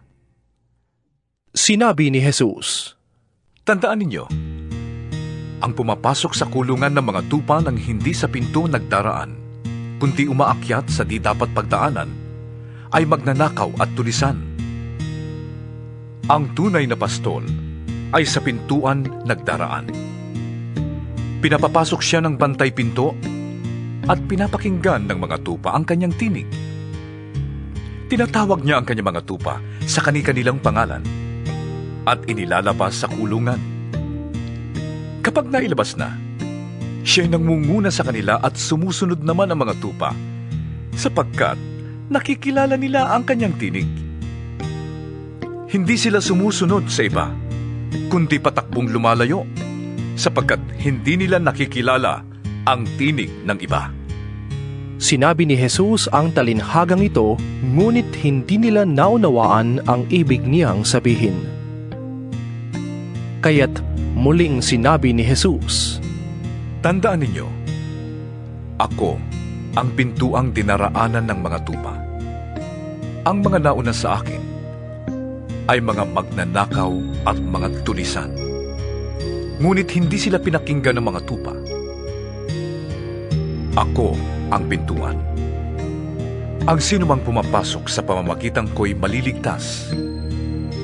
Papasok siya't lalabas at makakatagpo ng pastulan. Kaya lamang dumarating ang magnanakaw ay upang magnakaw, pumatay at magwasak. Naparito ako upang ang mga tupa ay magkaroon ng buhay, isang buhay na ganap at kasiyasiya. Ako ang mabuting pastol. Iniaalay ng mabuting pastol ang kanyang buhay para sa mga tupa. Ngunit ang upahan ay tumatakas kapag nakikitang dumarating ang asong gubat. Iniiwan niya ang mga tupa. Palibhas ay hindi siya pastol at hindi kanya ang mga tupa. Kaya't sinusunggaban ng asong gubat ang mga ito at binubulabog. Tumatakas siya. Palibhas ay upahan lamang at walang malasakit sa mga tupa. Ako ang mabuting pastol. Kung paano nakikilala ako ng Ama at siya'y nakikilala ko, Gayon din naman, nakikilala ko ang aking mga tupa at ako na may nakikilala nila. At iniaalay ko ang aking buhay para sa aking mga tupa. Meron akong iba pang mga tupa na wala pa sa kulungang ito. Kinakailangang sila ipasok ko rin at pakikinggan naman nila ang aking tinig. Sa gayon, magiging isa na lamang ang kawan at isa ang pastol. Dahil dito'y minamahal ako ng Ama, sapagkat iniaalay ko ang aking buhay upang ito'y kunin kong muli. Walang makakakuha ng aking buhay. Kusa ko itong ibinibigay. Meron akong kapangyarihang ibigay ito at kuning muli. Ito ang utos na tinanggap ko sa aking Ama. Dahil sa mga pananalitang ito, hindi na naman nagkaisa ng palagay ang mga Hudyo. Marami sa kanila ang nagsabi, Sinasaniban siya ng demonyo at nababaliw. Ha! Bakit kayo makikinig sa kanya? Sinabi naman ng iba, Hindi makakapagsalita ng ganoon ang isang sinasaniban ng demonyo. Nakakapagpagaling ba ng bulag ang demonyo? Taglamig na noon at kasalukuyang ipinagdiriwang sa Jerusalem ang pista ng pagtatalaga ng templo. Habang naglalakad si Jesus sa templo, sa portiko ni Solomon, pinaligiran siya ng mga Hudyo at sinabi sa kanya, Hanggang kailan mo kami ilalagay sa alanganin? Kung ikaw ang Mesyas, sabihin mo na ng tuwiran. Sumagot si Jesus, Sinabi ko na sa inyo, ngunit ayaw ninyong maniwala. Ang mga ginagawa ko sa ngalan ng aking Ama ang nagpapatotoo tungkol sa akin. Ngunit ayaw ninyong maniwala sapagkat hindi kayo kabilang sa aking mga tupa. Nakikinig sa akin ang aking mga tupa. Nakikilala ko sila at sumusunod sila sa akin. Binibigyan ko sila ng buhay na walang hanggan at kailanmay di sila mapapahamak. Hindi sila maaagaw sa akin ninuman. Ang aking Ama na nagbigay sa kanila sa akin ay lalong dakila sa lahat at hindi sila maaagaw ninuman sa aking Ama. Ako at ang Ama ay iisa. Ang mga pinuno ng mga Hudyo'y muling dumampot ng bato upang batuhin siya. Kaya't sinabi sa kanila ni Jesus, Marami akong mabubuting gawang ipinakita sa inyo mula sa Ama. Alin ba sa mga ito ang dahilan at ako'y inyong babatuhin? Sumagot ang mga pinuno ng mga Hudyo, Hindi dahil sa mabubuting gawa, kaya ka namin babatuhin. Kundi dahil sa paglapastangan mo sa Diyos, sapagkat nagpapanggap kang Diyos, ngunit tao ka lamang. Tumugon si Jesus, Hindi ba nasusulat sa inyong kautusan? Sinabi ko, mga Diyos kayo. Mga Diyos ang tawag ng kautusan sa mga pinagkatiwalaan ng salita ng Diyos at hindi maaaring pawalang bisa ang sinasabi ng kasulatan. Ako'y hinirang at sinugo ng Ama. Paano ninyo ngayon masasabing nilalapastangan ko ang Diyos dahil sa sinabi kong ako ang anak ng Diyos? Kung hindi ko ginagawa ang mga ipinagagawa ng aking Ama, huwag ninyo kong paniwalaan. Ngunit kung ginagawa ko yan, ang aking mga gawa ang inyong paniwalaan, kung ayaw man ninyong maniwala sa akin. Sa gayon, matitiyak ninyong nasa akin ang Ama at ako'y nasa Kanya. Tinangka na naman nilang dakpin si Jesus, ngunit siya'y nakaalis. Muling pumunta si Jesus sa ibayo ng Jordan sa puok na dating pinagbabautismuhan ni Juan. Habang naroroon siya'y maraming lumalapit sa kanya. Sinasabi nila, Si Juan ay walang ginawang himala, ngunit totoong lahat ang sinabi niya tungkol sa taong ito. At dooy maraming nanalig kay Jesus. 11 kabanata. May isang lalaki sa Betania na ang pangalan ay Lazaro. Kasama niya sa bahay ang kaniyang mga kapatid na sina Maria at Marta. Si Maria ang nagbuhos ng pabango sa paa ng Panginoon at pagkatapos ay pinunasan iyon ng kanyang buhok. Nagkasakit si Lazaro, kaya't nagpasabi kay Jesus ang magkapatid. Panginoon, ang minamahal niyong kaibigan ay may sakit. Nang marinig ito ni Jesus ay sinabi niya, Hindi niya ikamamatay ang sakit na ito. Nangyari yun upang maparangalan ang Diyos. At sa pamamagitan nito'y maparangalan ang anak ng Diyos. Mahal ni Jesus ang magkakapatid na Marta, Maria at Lazaro. Gayunman, nagpalipas pa siya doon ng 2 araw mula nang mabalitaang may sakit si Lazaro. Pagkatapos, sinabi niya sa kaniyang mga alagad, Magbalik tayo sa Judea. Guro, sagot ng mga alagad, hindi po ba't kamakailan lamang ay pinagtangkaan kayong batuhin ng mga pinuno ng mga Hudyo? Bakit pupunta na naman kayo doon? Sinabi ni Jesus, Hindi ba may 12 oras sa maghapon? Hindi matitisod ang lumalakad kung araw, sapagkat nakikita niya ang nagbibigay liwanag sa daigdig na ito. Subalit natitisod ang lumalakad kung gabi, sapagkat wala na siyang liwanag. Idinugtong pa ni Jesus, Natutulog ang kaibigan nating si Lazaro. Pupunta ako upang gisingin siya. Panginoon, kung natutulog lang po siya, ay gagaling siya. Tugon ng mga alagad. Ang ibig sabihin ni Jesus ay patay na si Lazaro. Ngunit ang akala ng mga alagad ay talagang natutulog lamang ito. Dahil dito'y tuwirang sinabi ni Jesus, Patay na si Lazaro. Ngunit alang-alang sa inyo, ako'y nagagalak na wala ako roon. Sapagkat dahil dito, kayo'y mananalig sa akin. Tayo na, puntahan natin siya. Niyaya ni Tomas na tinatawag na kambal ang kaniyang mga kasama. Sumama tayo sa guro. Mamatay tayong kasama niya. Pagdating ni Jesus, nalaman niyang 4 na araw nang nakalibing si Lazaro. May 3 kilometro lamang ang layo ng Jerusalem sa Betania, kaya't maraming taga-Jerusalem ang dumalaw kina Marta at Maria upang makiramay sa pagkamatay ng kanilang kapatid. Nang mabalitaan ni Marta na dumarating si Jesus, sinalubong niya ito, ngunit si Maria na may naiwan sa bahay. Sinabi ni Marta, Panginoon, kung kayo po ay narito, sana'y buhay pa ang kapatid ko. Ngunit nalalaman kong kahit ngayon ipagkakaloob sa inyo ng Diyos ang anumang hingin ninyo sa Kanya. Muling mabubuhay ang iyong kapatid, sabi ni Jesus. Sumagot si Marta, Nalalaman ko pong siya'y mabubuhay uli sa huling araw, sa muling pagkabuhay. Sinabi sa kanya ni Jesus, Ako ang muling pagkabuhay at ang buhay.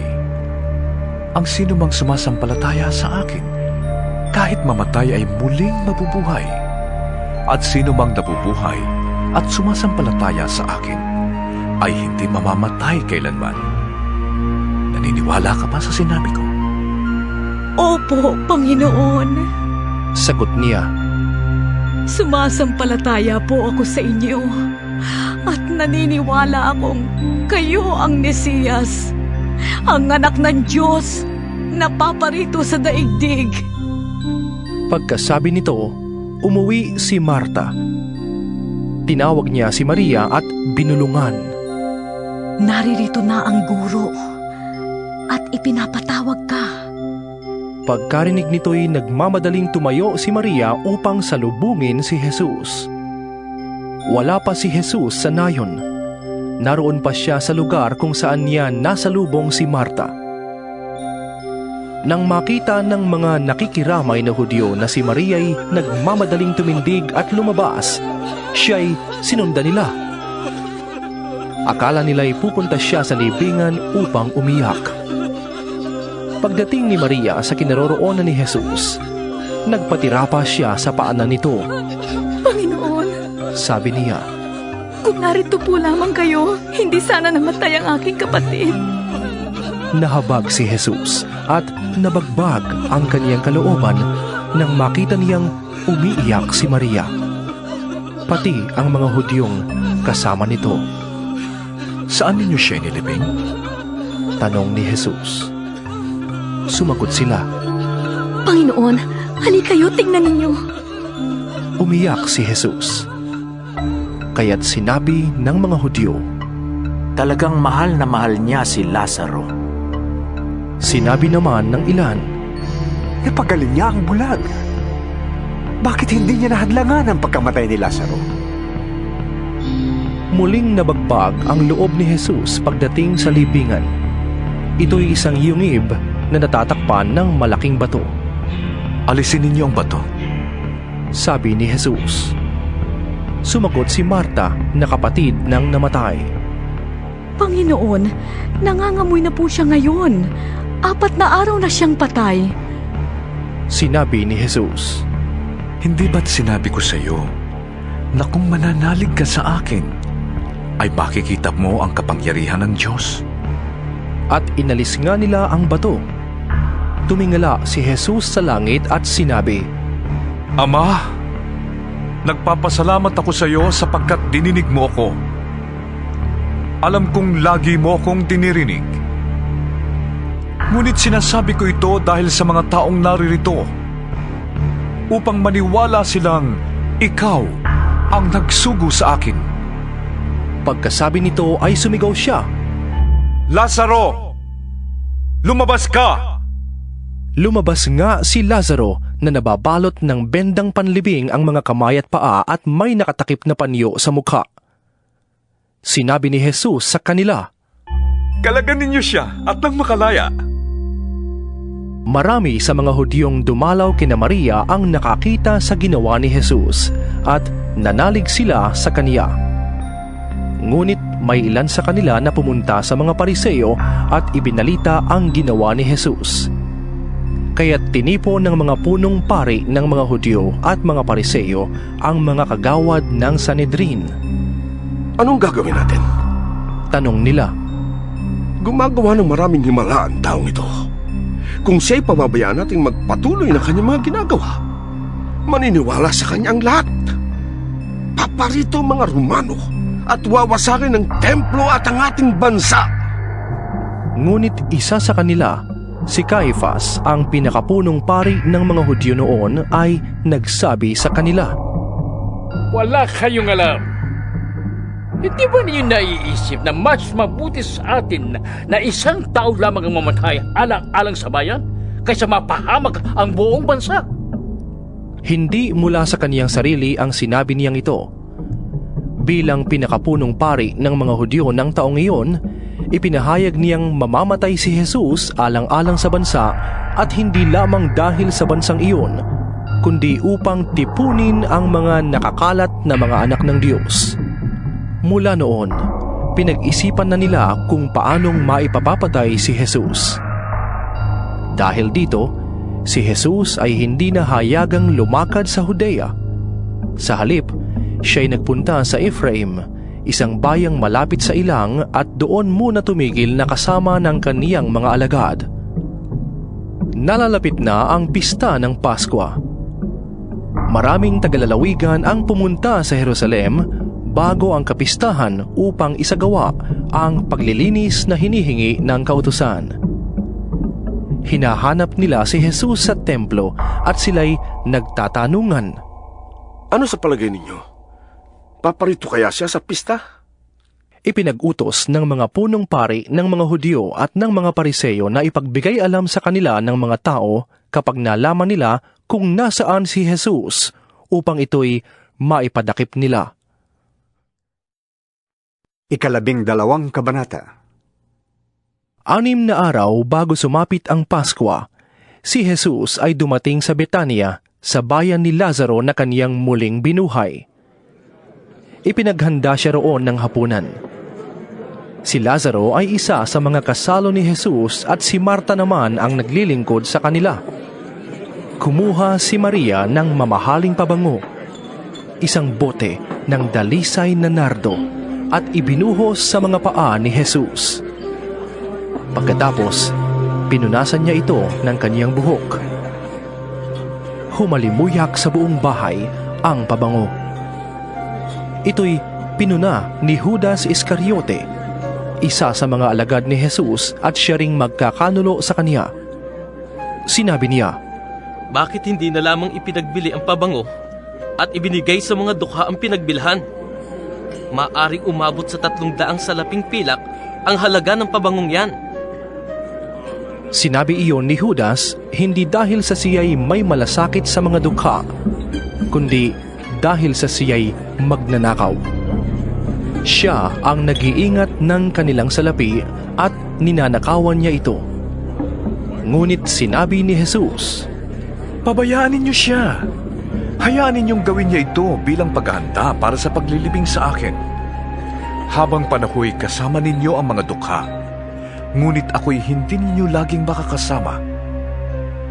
Nabalitaan ng maraming Hudyo na si Jesus ay nasa Betania, kaya't pumaroon sila. Hindi lamang dahil sa kaniya, kundi upang makita si Lazaro na kaniyang muling binuhay. Kaya't binalak ng mga punong pari ng mga Hudyo na ipapatay din si Lazaro, sapagkat dahil sa kanya'y maraming Hudyo ang humihiwalay na sa kanila at nananalig kay Jesus. Kinabukasan, nabalitaan ng maraming taong dumalo sa pista na si Jesus ay papunta sa Jerusalem. Kumuha sila ng mga palapa ng palmera, lumabas ng lungsod upang siya'y salubungin. Hosanna! Purihin ang dumarating sa ngalan ng Panginoon! Purihin ang Hari ng Israel! Sigaw nila. Nakakita si Jesus ng isang batang asno at sinakyan niya ito, gaya ng nasusulat. Huwag kang matakot, lungsod ng Sion. Masdan mo, dumarating na ang iyong hari, nakasakay sa isang bisirong asno. Hindi ito naunawaan noon ng kaniyang mga alagad. Ngunit matapos na si Jesus ay muling mabuhay ay naalala nilang ganoon nga ang sinasabi sa kasulatan tungkol sa kaniya, at iyon nga ang nangyari. Ipinamamalita naman ng mga taong kasama ni Jesus ang ginawa niyang muling pagbuhay kay Lazaro. At iyon ang dahilan kaya siya sinalubong ng napakaraming tao. Nabalitaan nila ang himalang ginawa niya. Kaya't nasabi ng mga Pariseo, Walang nangyayari sa pagsisikap natin. Tignan ninyo, sumusunod pa rin sa kanya ang lahat. May ilang Griyegong dumalo sa pista upang sumamba.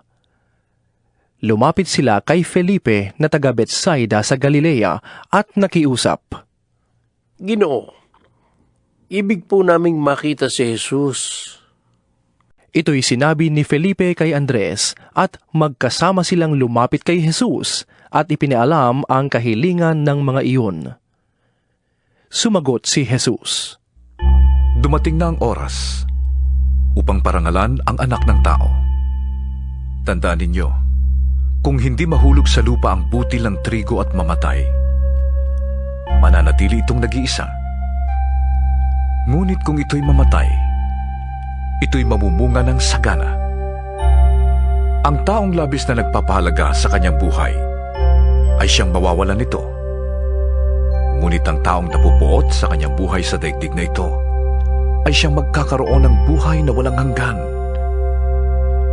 Ang naghahangad na maglingkod sa akin ay dapat sumunod sa akin. At saan man ako naroroon ay pumaparoon din siya. Pararangalan ng Ama ang sinumang naglilingkod sa akin. Ako'y nababagabag ngayon. Sasabihin ko ba, Ama, iligtas mo ako sa oras na ito? Hindi, sapagkat ito ang dahilan kung bakit ako naparito. Ama, parangalan mo ang iyong pangalan. Isang tinig mula sa langit ang nagsabi, Pinarangalan ko na ito at muli kong pararangalan. Narinig iyon ng mga taong naroon kaya't sinabi nila, "Kumulog!" Sabi naman ng iba, Nagsalita sa kanyang isang anghel. sinabi sa kanila ni Jesus, Ang tinig na yon ay ipinarinig para sa inyo at hindi para sa akin. Panahon na upang hatulan ang mundong ito. Itatapon na ngayon sa labas ang pinuno ng mundong ito. At kung ako'y maitaas na, ilalapit ko sa akin ang lahat ng tao. Sinabi niya ito upang ipahiwatig kung paano siya mamamatay. Sinagot siya ng mga tao, Sinasabi sa kautusan na ang Mesyas ay mananatili magpakailanman. Bakit mo sinasabing dapat maitaas ang anak ng tao? Sino ba ang anak ng tao? Sinabi ni Jesus sa kanila, Kaunting panahon na lamang ninyong makakasama ang ilaw. Lumakad kayo habang kasama pa ninyo ang ilaw upang hindi kayo abuti ng dilim. Hindi alam ng lumalakad sa dilim kung saan siya pupunta. Sumampalataya kayo sa ilaw habang kasama pa ninyo ang ilaw upang kayo'y maging mga anak ng kaliwanagan. Pagkasabi nito, si Jesus ay umalis doon at hindi na nagpakita sa kanila. Kahit na nasaksihan nila ang maraming himalang ginawa niya, hindi pa rin sila nanalig sa kaniya. Nangyari ito upang matupad ang sinabi ni Propeta Isaias. Panginoon, sino'ng naniwala sa aming ipinahayag? Kanino mo'y pinakita ang iyong kapangyarihan? Hindi nga sila makapaniwala sapagkat tulad ng sinabi ni Isaias, Pinulag ng Diyos ang kanilang mga mata at pinatigas ang kanilang mga puso upang sila'y hindi makakita, na makaunawa ang kanilang mga isip, baka pa sila'y manumbalik sa akin at sila'y pagalingin ko. Sinabi ito ni Isaias sapagkat nakita niya ang kaluwalhatian ni Jesus at nagpahayag siya tungkol kay Jesus. Gayunman, marami ring pinuno ng mga Hudyo ang nanalig sa kaniya. Ngunit hindi nila maipahayag ito dahil sa takot sa mga Pariseo. Baka sila itiwalag sa sinagoga. Inibig pa nila ang kalugdan sila ng tao kaysa kalugdan sila ng Diyos. Malakas na sinabi ni Jesus, Ang nananalig sa akin ay hindi lamang sa akin nananalig, kundi pati sa nagsugo sa akin. At ang nakakita sa akin ay nakakita na rin sa nagsugo sa akin. Ako'y naparito bilang ilaw ng sanlibutan, upang ang manalig sa akin ay huwag manatili sa kadiliman. Hindi ako ang humahatol sa taong nakikinig ng aking salita, ngunit ayaw namang sumunod dito, sapagkat hindi ako naparito upang hatulan ang sanlibutan, kundi upang iligtas ito. May ibang hahatol sa mga ayaw tumanggap sa akin at sa aking mga salita. Ang salitang ipinahayag ko ang hahatol sa kanila sa huling araw, sapagkat hindi ako nagsalita ng mula sa sarili ko lamang. Ang Ama na nagsugo sa akin ang siyang nag-utos kung ano ang aking sasabihin at ipapahayag. At alam kong ang kanyang utos ay nagbibigay ng buhay na walang hanggan. Kaya't ang ipinasasabi ng Ama, ang siya kong ipinapahayag. 13 kabanata. Bisperas na noon ng Paskwa. Alam ni Jesus na dumating na ang panahon ng kanyang pag-alis sa daigdig na ito upang bumalik sa Ama. Mahal niya ang kanyang mga tagasunod na nasa daigdig at sila'y iniibig niya hanggang sa wakas. Sa panahon ng hapunan, inilagay na ng Diablo sa isip ni Judas na anak ni Simon Iscariote ang pagkakanulo kay Jesus. Nalalaman ni Jesus na ibinigay na ng Ama sa kanya ang buong kapangyarihan. Alam din niyang siya'y mula sa Diyos at babalik sa Diyos, kaya't siya'y tumayo mula sa hapag. Nagalis ng panlabas na kasuotan at nagbigkis ng tuwalya sa baywang. Pagkatapos, naglagay siya ng tubig sa palanggana at sinimulang hugasan ang paa ng mga alagad at punasan ng tuwalyang nakabigkis sa kaniyang baywang. Paglapit niya kay Simon Pedro, tumutol ito. Panginoon, sabi niya, kayo ba ang maghuhugas ng aking mga paa? Sumagot si Jesus, Hindi mo nauunawaan ngayon ang ginagawa ko. Ngunit maunawaan mo rin pagkatapos. Nagsalita uli si Pedro. Hindi ko pahuhugasan sa inyo ang aking mga paa. Ngunit sinabi ni Jesus, Malibang hugasan kita, wala kang bahagi sa akin. Kaya't sinabi ni Simon Pedro, Kung gayon, hindi lamang ang mga paa ko, kundi pati ang aking mga kamay at ulo. Sumagot si Jesus, Ang nakapaligo na ay hindi na kailangang hugasan, maliban sa kanyang mga paa, sapagkat malinis na ang buo niyang katawan, at kayo'y malinis na. Subalit hindi lahat. sapagkat alam ni Jesus kung sino ang magkakanulo sa kaniya, kaya sinabi niyang malinis na sila, subalit hindi lahat. Nang mahugasan na ni Jesus ang kanilang mga paa, muli niyang isinuot ang kaniyang damit at nagbalik sa hapag. Nauunawaan ba ninyo kung anong ginawa ko sa inyo? Tanong niya sa kanila.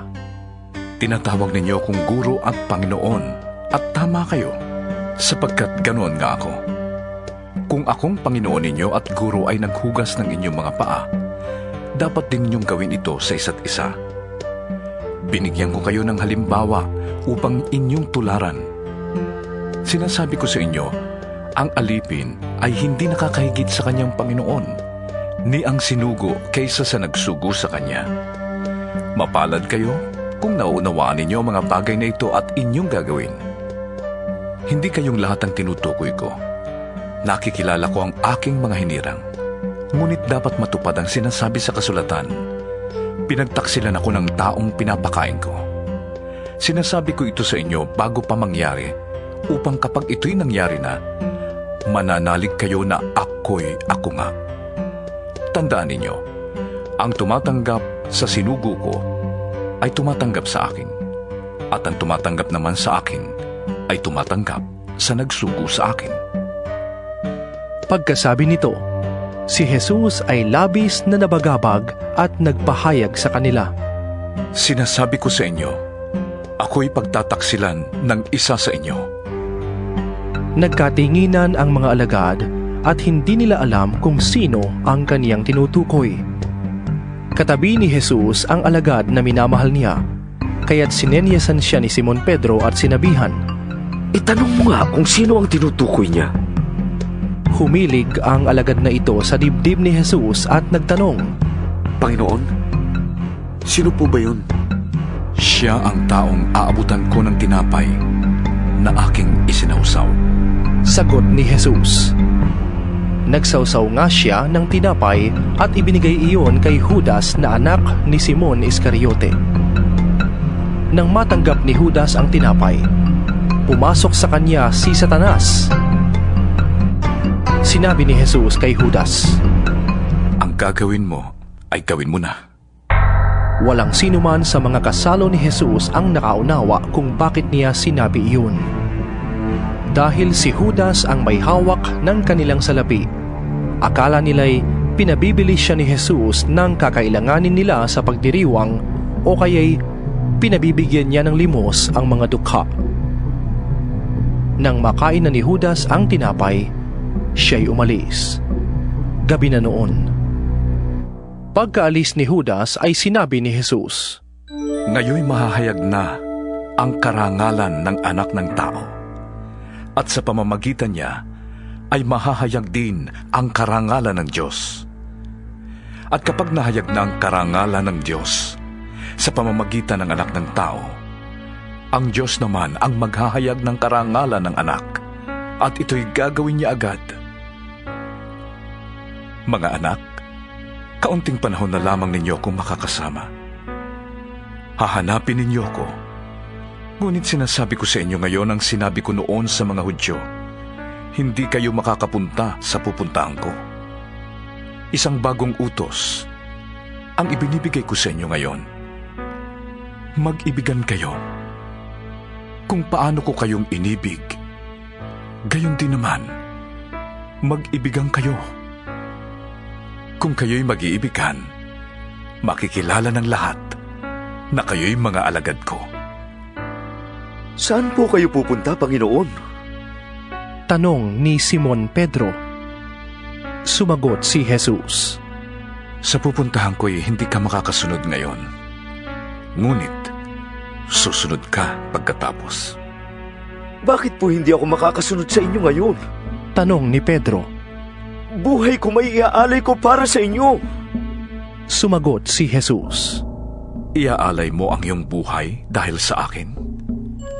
Tandaan mo, bago tumilaok ang manok, 3 beses mo akong ikakaila. 14 na kabanata. Huwag kayong mabalisa.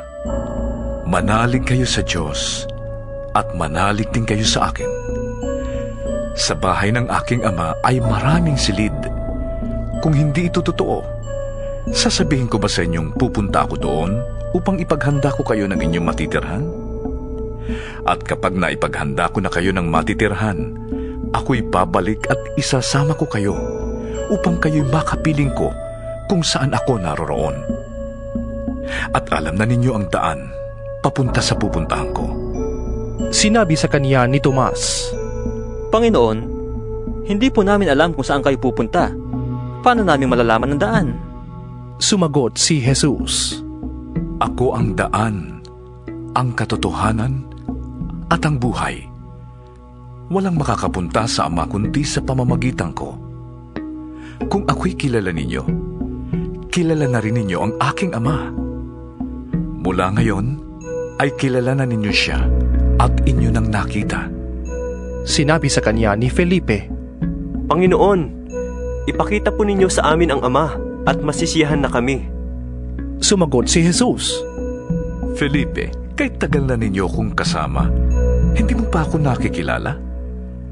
Ang nakakita sa akin ay nakakita na sa Ama.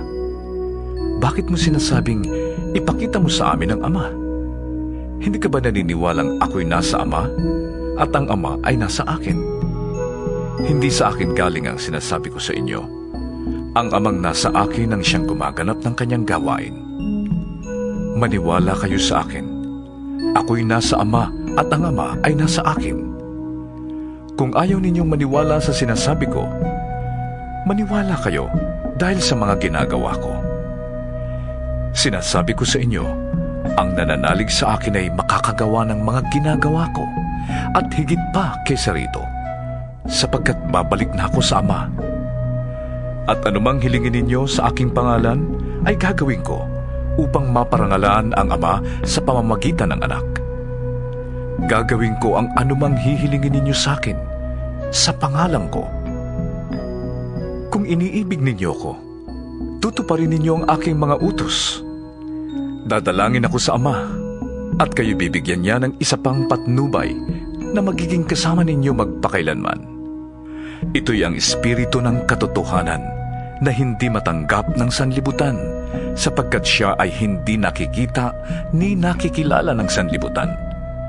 Ngunit nakikilala ninyo siya sapagkat siya'y nasa inyo at nananatili sa inyo. Hindi ko kayo iiwang nangungulila. Babalik ako sa inyo. Kaunting panahon na lamang at hindi na ako makikita ng mundong ito. Ngunit ako'y makikita ninyo sapagkat mabubuhay ako at mabubuhay rin kayo. Sa araw na yon ay malalaman ninyong ako'y nasa Ama, kayo'y nasa akin at ako'y nasa inyo. Ang tumatanggap sa mga utos ko at tumutupad nito, ang siyang umiibig sa akin. Ang umiibig sa akin ay iibigin ng aking Ama. Iibigin ko rin siya at ako'y lubusang magpapakilala sa kanya. Tinanong siya ni Judas, hindi si Judas Iscariote. Panginoon, bakit po sa amin lamang kayo magpapakilala ng lubusan at hindi sa sanlibutan? Sumagot si Jesus. Ang umiibig sa akin ay tumutupad ng aking salita. Iibigin siya ng aking Ama at kami sasa Kanya at mananatili sa Kanya. Ang hindi tumutupad sa aking mga salita ay hindi umiibig sa akin. Ang salitang narinig ninyo ay hindi sa akin, kundi sa Amang nagsugo sa akin. Sinabi ko sa inyo ang mga bagay na ito habang kasama pa ninyo ko. Ngunit ang patnubay, ang Espiritu Santong isusugo ng Ama sa pangalan ko, ang siyang magtuturo sa inyo ng lahat ng bagay at magpapaalala ng lahat ng sinabi ko sa inyo. Kapayapaan ang iniiwan ko sa inyo.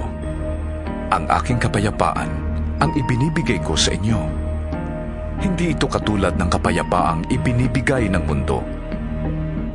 Huwag kayong mabalisa. Huwag kayong matakot. Sinabi ko na sa inyo, ako'y aalis, ngunit ako'y babalik. Kung iniibig ninyo ko, ikagagalak ninyo ang pagpunta ko sa Ama, sapagkat higit na dakila ang Ama kaysa sa akin. Sinasabi ko na ito sa inyo bago pa mangyari, upang kung mangyari na, ay manalig kayo sa akin.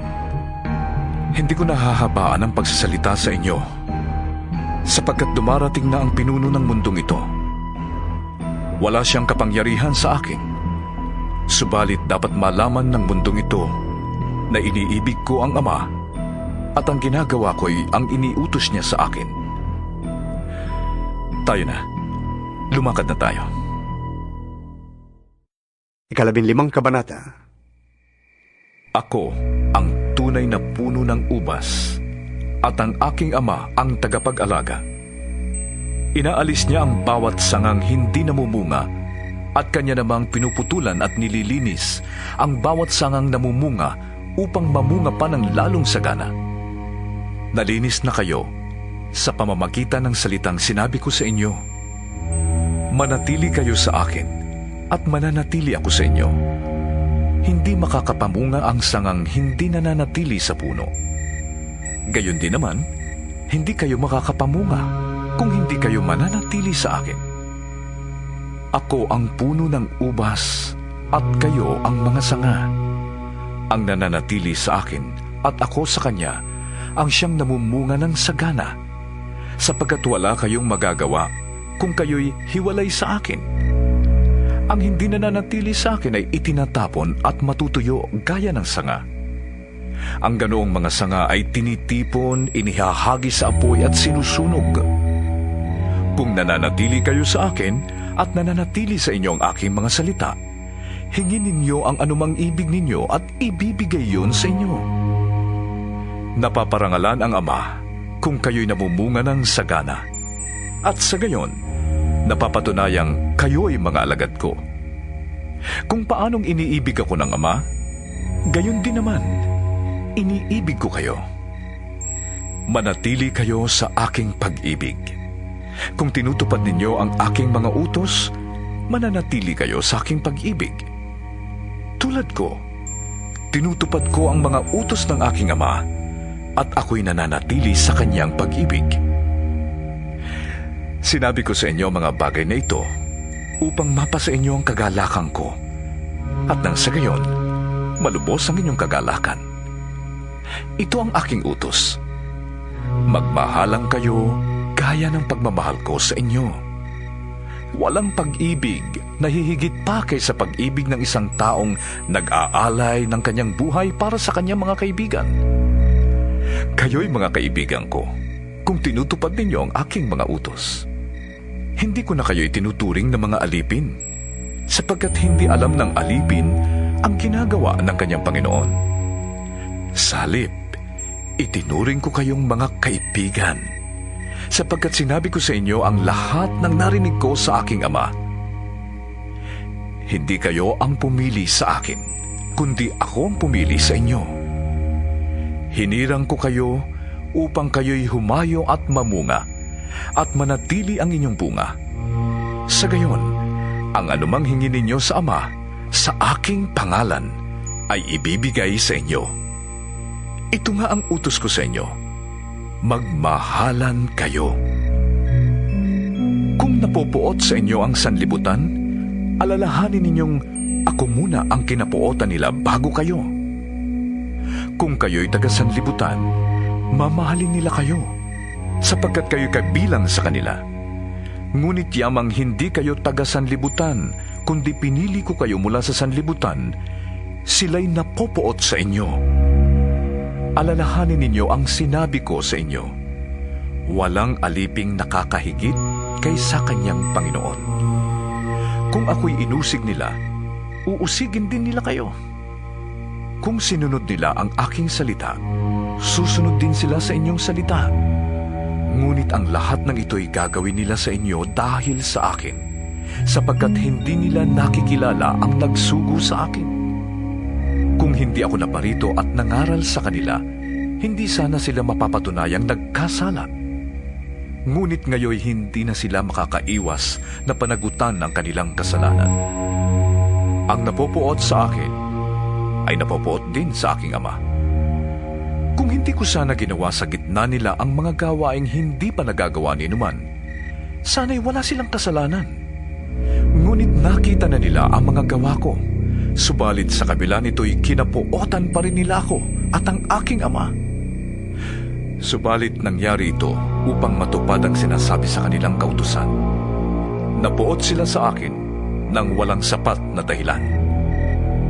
Ngunit ang patnubay, ang espiritu ng katotohanan, ang darating mula sa Ama. Susuguin ko siya sa inyo mula sa Ama at siyang magpapatotoo tungkol sa akin. At magpapatotoo rin kayo tungkol sa akin sapagkat sa pasimula pa'y kasama ko na kayo. 16 na kabanata. Sinasabi ko ito sa inyo upang huwag kayong mawalan ng pananalig sa akin. Ititiwalag nila kayo sa mga sinagoga. Darating ang panahon na ang sinumang pumatay sa inyo ay mag-aakalang naglilingkod siya sa Diyos. At gagawin nila ito sapagkat hindi nila ako kilala ni ang Ama. Ngunit sinabi ko ito sa inyo upang kapag ito'y nangyari na, ay maalala ninyo na sinabi ko na ito sa inyo. Hindi ko ito sinabi sa inyo noong una sapagkat kasama pa ninyo ko. Ngunit ngayon pupunta na ako sa nagsugo sa akin at wala isa man sa inyo ang nagtatanong kung saan ako pupunta. Ngayon namang sinabi ko na sa inyo, labis kayong nalungkot. Ngunit dapat ninyong malaman ang katotohanan. Ang pag-alis ko'y sa ikabubuti ninyo, sapagkat hindi paparito sa inyo ang patnubay kung hindi ako aalis. Ngunit kung umalis ako, susuguin ko siya sa inyo. Pagdating niya, ay kanyang patutunayan sa mga taga-sanlibutan na mali ang pagkakilala nila tungkol sa kasalanan, tungkol sa pagiging matuwid at tungkol sa hatol ng Diyos. Mali sila tungkol sa kasalanan sapagkat hindi sila nananalig sa akin. Mali sila tungkol sa pagiging matuwid sapagkat ako'y pupunta sa Ama at hindi na ninyo makikita. At tungkol sa hatol ng Diyos sapagkat hinatulan na ang pinuno ng mundong ito. Marami pa akong sasabihin sa inyo, ngunit hindi pa ninyo kayang unawain ngayon. Subalit pagdating ng Espiritu ng katotohanan, papatnubayan niya kayo sa lahat ng katotohanan. Sapagkat ang sasabihin niya ay hindi mula sa kanyang sarili, kundi sasabihin niya ang kanyang narinig at ipapahayag niya sa inyo ang mga mangyayari sa hinaharap. Pararangalan niya ako sapagkat tatanggapin ng Espiritu mula sa akin ang ipapahayag niya sa inyo. Ang lahat ng sa Ama ay sa akin. Kaya ako sinabing tatanggapin ng Espiritu ang mula sa akin at ipapahayag niya ito sa inyo. Kaunting panahon na lamang at hindi na ninyo ko makikita. At pagkaraan ng kaunti pang panahon, ako'y inyong makikitang muli. Nag-usap-usap ang ilan sa mga alagad. Ano kaya ang ibig niya sabihin? Bakit niya sinabing konting panahon na lamang at hindi na natin siya makikita? At pagkaraan ng konti pang panahon ay makikita natin siyang muli? Sinabi pa niya, sapagkat ako'y pupunta sa Ama. Ano kaya ang ibig sabihin ng konting panahon na lamang? Hindi natin maunawaan ang kanyang sinasabi. Alam ni Jesus na ibig nilang magtanong, kaya't sinabi niya, Nagtatanungan kayo tungkol sa sinabi kong kaunting panahon na lamang at hindi na ninyo ako makikita. At pagkaraan ng kaunti pang panahon, ako'y inyong makikitang muli. Sinasabi ko sa inyo, iiyak kayo at mahahapis. Ngunit, magagalak ang sanlibutan.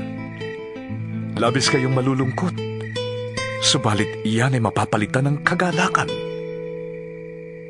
Kapag naghihirap na ang isang babaeng manganganak, siya'y nahahapis sapagkat dumating na ang oras ng kanyang paghihirap.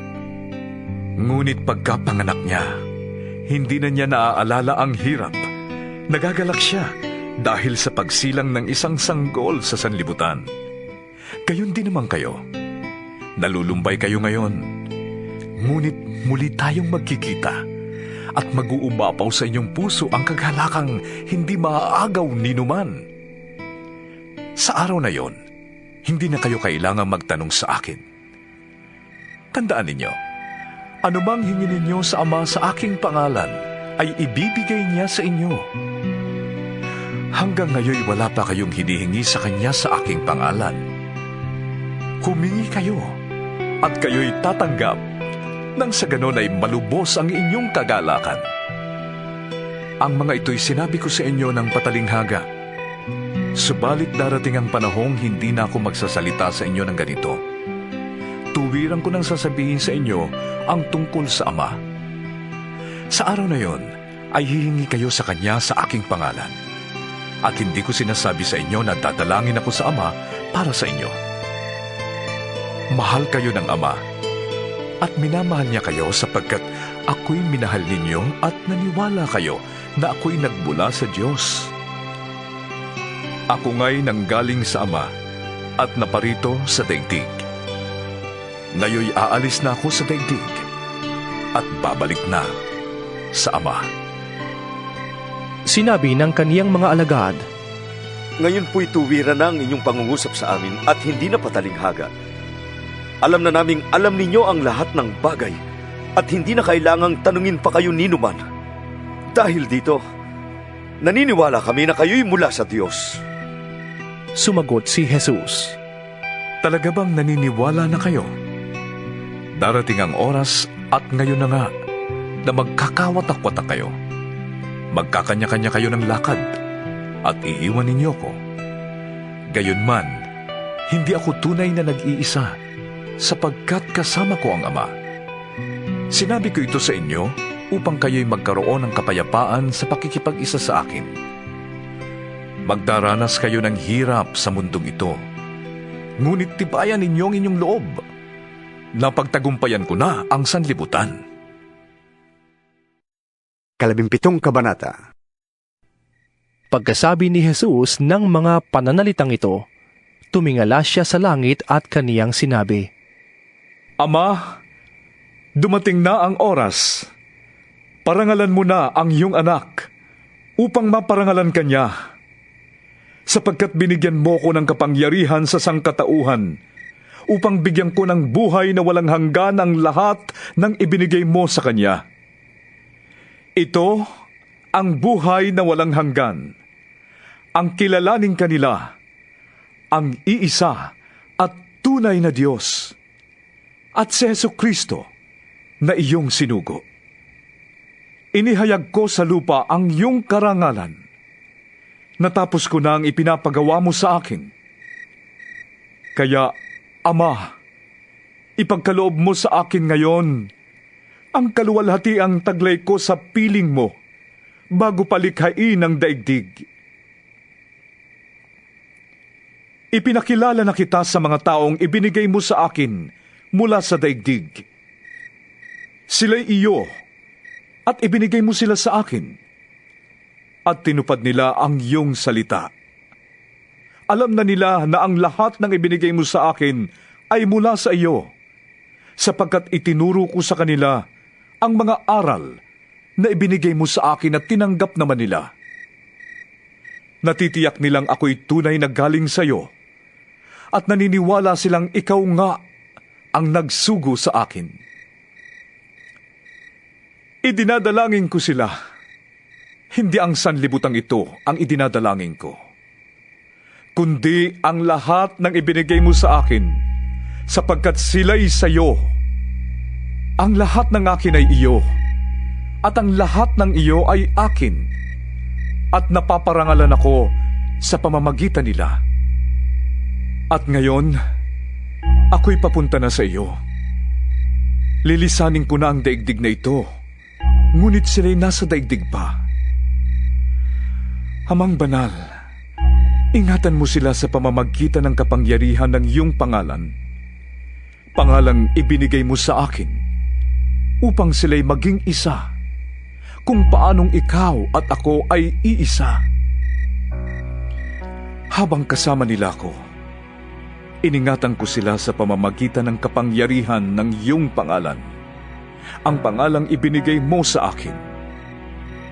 Pinangalagaan ko sila, at walang napahamak sa kanila, maliban sa taong humanap ng kanyang kapahamakan upang matupad ang kasulatan. Ngunit ngayon, ako'y papunta na sa iyo, at sinasabi ko ito habang ako'y nasa daigdig pa, upang mapuspos sila ng aking kagalakan. Naibigay ko na sa kanila ang iyong salita, at kinapuotan sila ng mga tao sa sanlibutang ito, sapagkat hindi na sila taga-sanlibutan, tulad kong hindi taga-sanlibutan. Hindi ko itinadalangin kunin mo sila sa daigdig na ito, kundi iligtas mo sila sa masama. Hindi sila taga-sanlibutan gaya ko, na hindi rin taga-sanlibutan. Ilaan mo sila para sa iyo sa pamamagitan ng katotohanan. Ang salita mo'y katotohanan. Kung paanong sinugo mo ako sa sanlibutan, gayon din naman, sinusugo ko sila sa sanlibutan. At alang-alang sa kanila'y iniukol ko sa iyo ang aking sarili, upang maiukol din nila ang kanilang sarili sa iyo sa pamamagitan ng katotohanan. Hindi lamang silang itinadalangin ko, kundi pati ang mga mananalig sa akin, dahil sa pahayag ng aking mga tagasunod. Ama, maging isa nawa silang lahat, kung paanong ikaw ay nasa akin at ako'y nasa iyo. Gayon din naman, maging isa nawa sila sa atin upang ang mga tao sa daigdig ay maniwala na ikaw ang nagsugo sa akin. Ibinigay ko na sa kanila ang karangalan ibinigay mo sa akin, upang sila'y ganap na maging isa, gaya ng ikaw at ako ay iisa. Ako'y nasa kanila, at ikaw ay nasa akin, upang lubusan silang maging isa. At sa gayon, makikilala ng mga tao sa daigdig na sinugo mo ako at sila'y minamahal mo, katulad ng pagmamahal mo sa akin. Ama, sila ay ibinigay mo sa akin, at nais kong makasama sila sa kinaroroonan ko, upang makita nila ang karangalang bigay mo sa akin, sapagkat minahal mo na ako bago pa nilikha ang daigdig.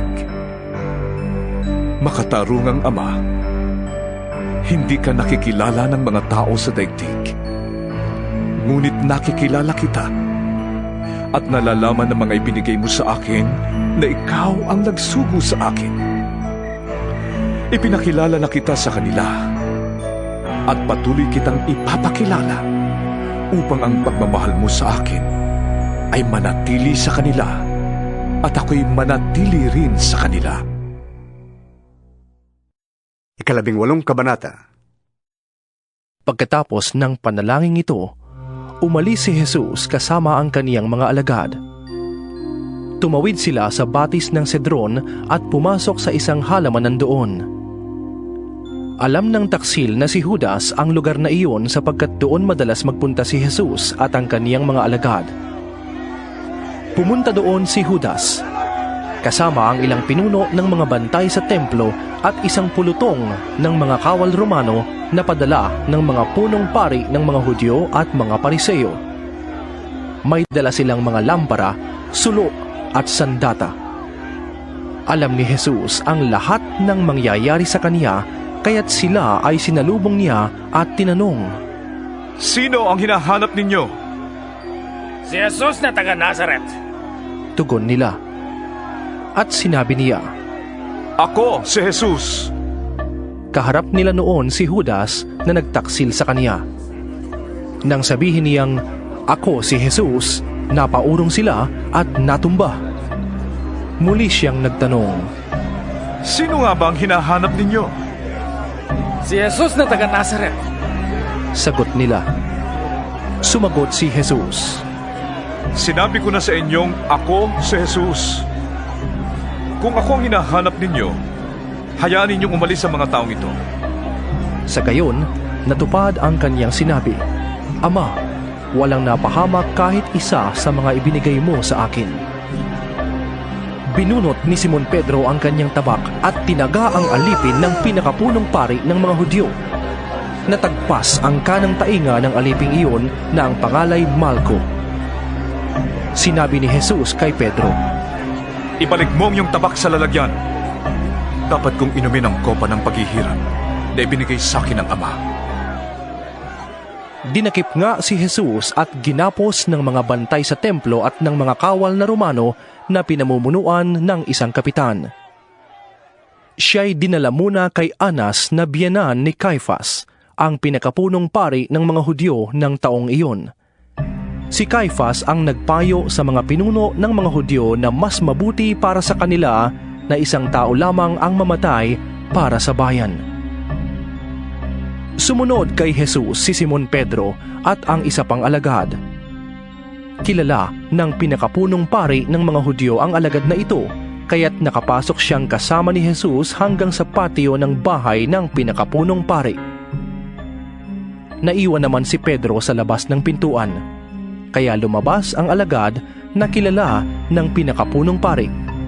Kinausap ang dalagang nagbabantay sa pinto at pinapasok si Pedro. Si Pedro'y tinanong ng dalaga, Hindi ba't isa ka sa mga alagad ng taong yan? Hindi. Sagot ni Pedro. Maginaw noon, kaya't nagpabaga ng uling ang mga utusan at ang mga bantay at nagumpukan sila sa paligid ng apoy upang magpainit. Nakihalo sa kanila si Pedro at nagpainit din. Tinanong si Jesus ng pinakapunong pari ng mga Hudyo tungkol sa kaniyang mga alagad at sa kaniyang mga itinuturo. Sumagot si Jesus, Hayagan ako nagsasalita sa madla at lagi akong nagtuturo sa mga sinagoga at sa templo na pinagtitipunan ng mga Hudyo. Wala akong sinabi ng palihim. Bakit ako ang tinatanong ninyo? Ang tanungin ninyo ay ang mga nakarinig sa akin. Alam nila kung ano ang sinabi ko. Pagkasabi nito'y sinampal siya ng isa sa mga pinuno ng mga bantay na naroroon. Bakit mo sinasagot ng ganyan ang pinakapunong pari ng mga Hudyo? Tanong niya. Sinagot siya ni Jesus, Kung nagsalita ako ng masama, patunayan mo. Ngunit kung mabuti ang sinabi ko, bakit mo ko sinampal? Pagkatapos, si Jesus ay nakagapos pa rin ng ipinadala ni Anas kay Caiphas, ang pinakapunong pari ng mga Hudyo. Habang nagaganap ang mga ito, si Simon Pedro ay patuloy na nagpapainit sa tabi ng apoy. Siya'y tinanong ng mga naroon, Hindi ba't alagad ka rin ng taong yan? Hindi! Sagot ni Pedro. Tinanong naman siya ng isa sa mga utusan ng pinakapunong pari ng mga Hudyo at kamag-anak ng lalaking natagpasan niya ng tainga. Hindi ba ikaw ang nakita kong kasama ni Jesus sa halamanan? Muling ikinaila ito ni Pedro at siya namang pagtilaok ng manok. Maaga pa, dinala na si Jesus sa palasyo ng gobernador mula sa bahay ni Caiphas. Hindi pumasok ang mga pinuno ng mga Hudyo sa palasyo ng gobernador upang sila'y huwag maituring na di karapat-dapat kumain ng hapunang Pampaskwa. Kaya't si Pilato ay lumabas sa palasyo at tinanong sila, Ano ang sakdal ninyo laban sa taong ito? Sila'y sumagot, Hindi po namin siya dadalhin sa inyo kung hindi siya gumawa ng masama. Sinabi sa kanila ni Pilato, Dalhin ninyo siya at hatulan ayon sa inyong batas. Subalit sumagot ang mga Hudyo, Wala po kaming kapangyarihang humatol ng kamatayan kanino man. Nangyari ito upang matupad ang sinabi ni Jesus kung paano siya mamamatay. Si Pilato ay pumasok uli sa palasyo at ipinatawag si Jesus. Ikaw ba ang hari ng mga Hudyo? Tanong niya. Sumagot si Jesus. Yan ba'y sarili mong palagay? O may ibang nagsabi sa'yo? Hindi ako Hudyo. Tugon ni Pilato. Ang mga kababayan mo at ang mga punong pari ng mga Hudyo ang nagdala sa iyo rito. Ano ba ang ginawa mo? Sumagot si Jesus. Ang kaharian ko'y hindi sa daigdig na ito. Kung sa daigdig na ito ang aking kaharian, ipinakipaglaban sana ako ng aking mga tauhan at hindi na ipagkanulo sa mga Hudyo. Ngunit hindi sa daigdig na ito ang aking kaharian. Kung ganon, isa kang ang hari? Sabi ni Pilato. Sumagot si Jesus. Ikaw nang nagsasabing ako'y hari. Ito ang dahilan kung bakit ako ipinanganak at naparito sa daigdig, upang magsalita tungkol sa katotohanan. Nakikinig sa aking tinig ang sinumang nasa katotohanan. Ano ba ang katotohanan? Tanong ni Pilato.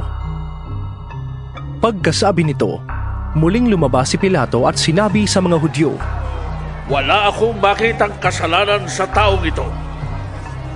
Ngunit ayon sa inyong kaugalian, dapat akong magpalaya ng isang bilanggo sa pista ng Paskwa.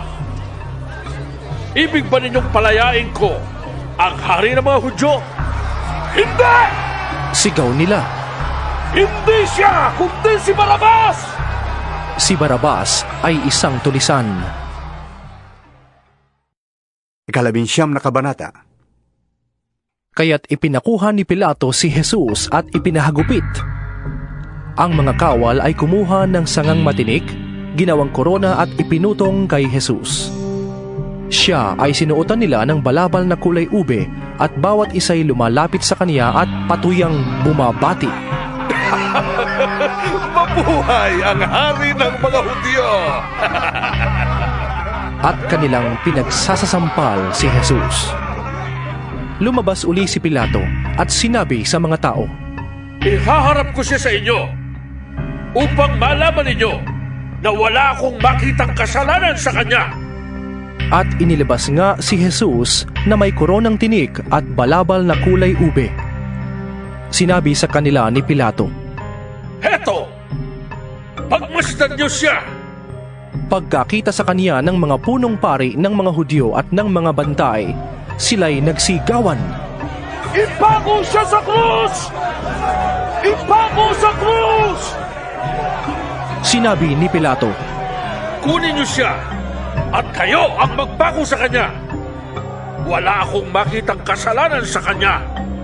Sumagot ang mga Hudyo, Ayon sa aming kautusay, nararapat siyang mamatay sapagkat siya nagpapanggap na anak ng Diyos.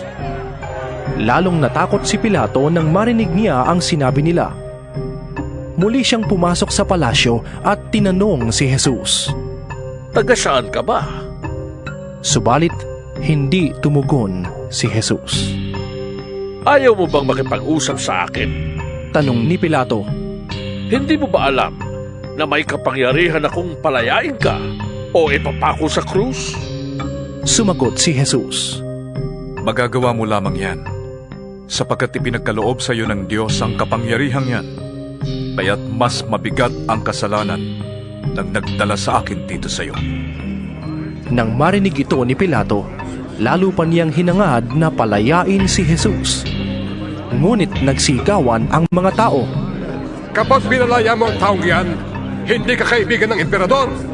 Ang sino mang nagpapanggap na hari ay kalaban ng emperador. Pagkarinig ni Pilato sa mga salitang ito, inilabas niya si Jesus at siya'y umupo sa hukuman sa dakong tinatawag na ang plataporma, Gabata sa wikang Hebreo.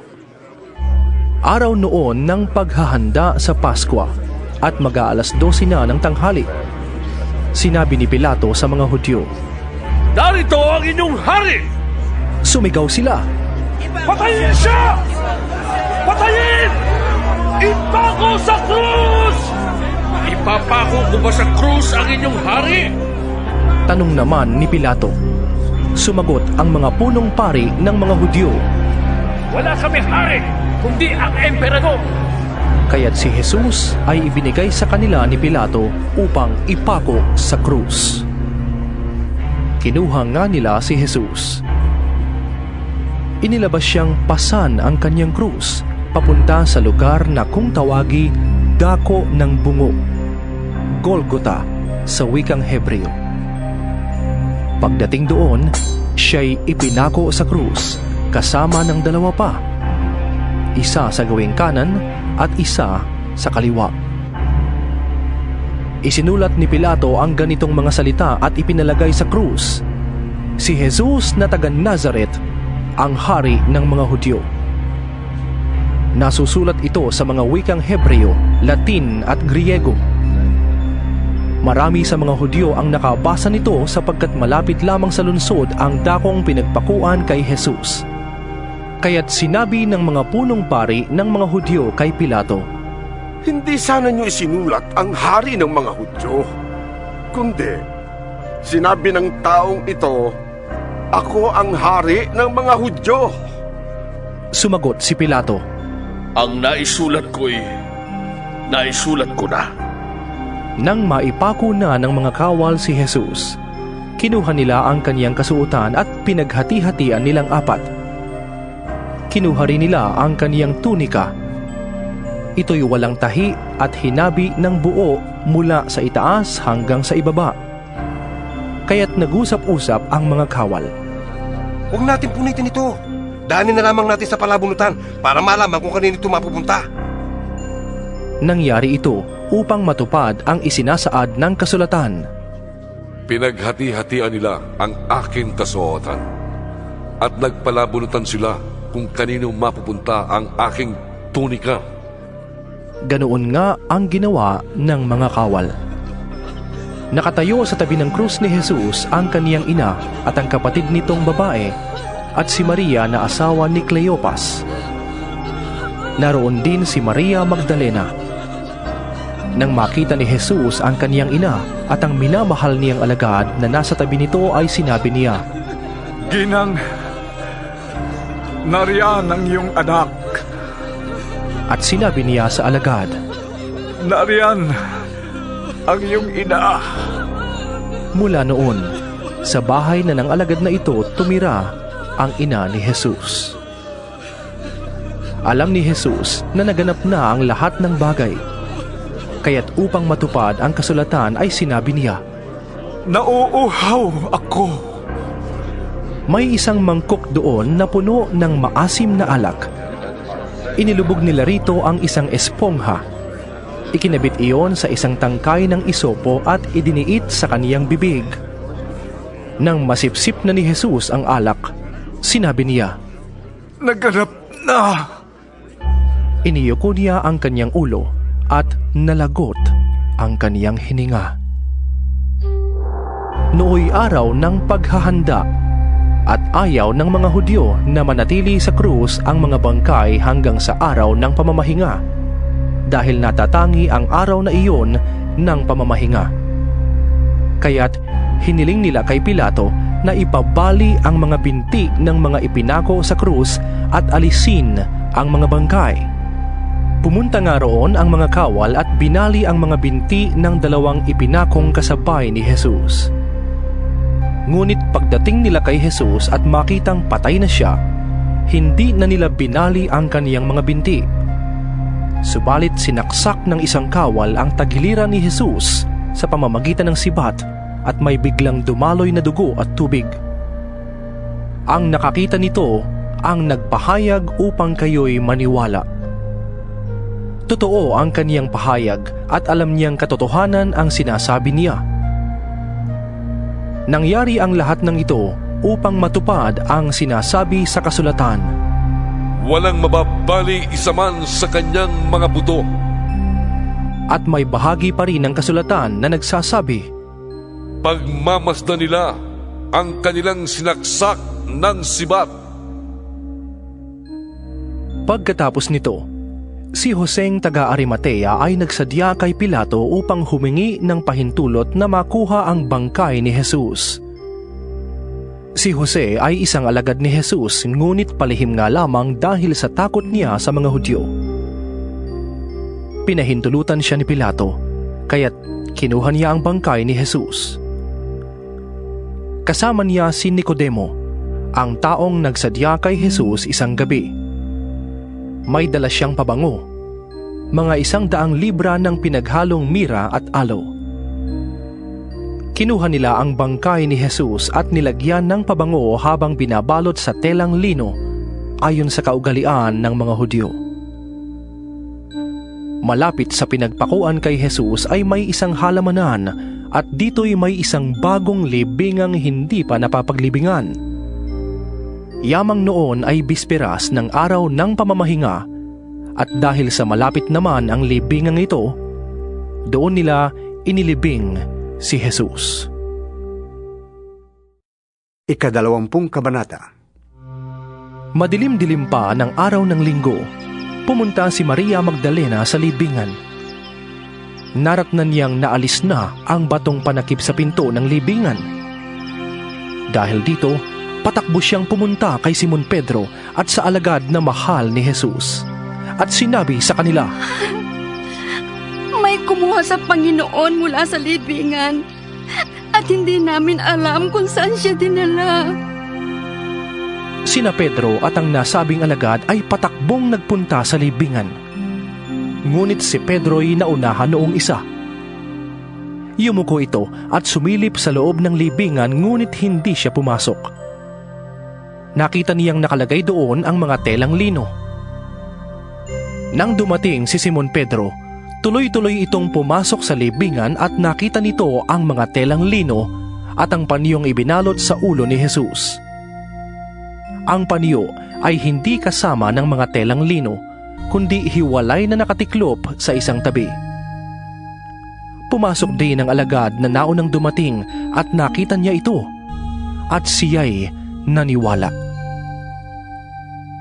Hindi pa nila nauunawaan noon na ayon sa kasulatan, si Jesus ay kailangang muling mabuhay. At umuwi ang mga alagad. Si Maria ay nakatayong umiiyak sa labas ng libingan. Nang yumuko siya at sumilip sa loob, may nakita siyang 2 anghel na nakadamit ng puti at nakaupo sa pinaglagyan ng bangkay ni Jesus. Ang isa'y sa gawing ulunan at ang isa na may sa paanan. Tinanong nila si Maria, "Babae, bakit ka umiiyak?" Sumagot siya, "May kumuha po sa aking Panginoon at hindi ko alam kung saan siya dinala." Pagkasabi nito'y napalingon siya at nakita niya si Jesus na nakatayo roon, ngunit hindi niya nakilalang si Jesus iyon. Tinanong siya ni Jesus, "Babae, bakit ka umiiyak? Sinong hinahanap mo?" Akala ni Maria ang kausap niya'y ang hardinero, kaya't sinabi niya, "Ginoo, kung kayo po ang kumuha sa kanya, pakituro nga po ninyo sa akin kung saan ninyo siya dinala at kukunin ko."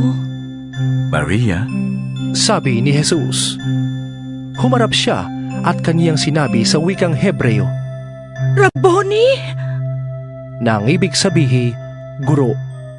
"Huwag mo akong hawakan, sapagkat hindi pa ako nakakapunta sa Ama," sabi ni Jesus. "Sa halip, pumunta ka sa aking mga kapatid at sabihin mo sa kanila, naaakyat ako sa aking Ama at inyong Ama, sa aking Diyos at inyong Diyos." Kaya't si Maria Magdalena ay pumunta sa mga alagad at sinabi sa kanila, "Nakita ko ang Panginoon!" At sinabi rin niya sa kanila ang bilin ni Jesus. Kinagabihan ng araw ng linggo, ang mga alagad ay nagkakatipon. Nakasara ang mga pinto ng bahay na kanilang pinagtitipunan dahil sa takot nila sa mga Hudyo. Dumating si Jesus at tumayo sa gitna nila. "Sumainyo ang kapayapaan," sabi niya. Pagkasabi nito, ipinakita niya ang kaniyang mga kamay at ang kaniyang tagiliran. Nang makita nila ang Panginoon, tuwang-tuwa ang mga alagad. Sinabi na naman ni Jesus, Sumainyo ang kapayapaan. Kung paanong isinugo ako ng Ama, isinusugo ko rin kayo. Pagkatapos, sila'y hiningahan niya at sinabi, Tanggapin ninyo ang Espiritu Santo. Ang patatawarin ninyo sa kanilang mga kasalanan ay pinatawad na nga, subalit ang hindi ninyo patatawarin ay hindi nga pinatawad.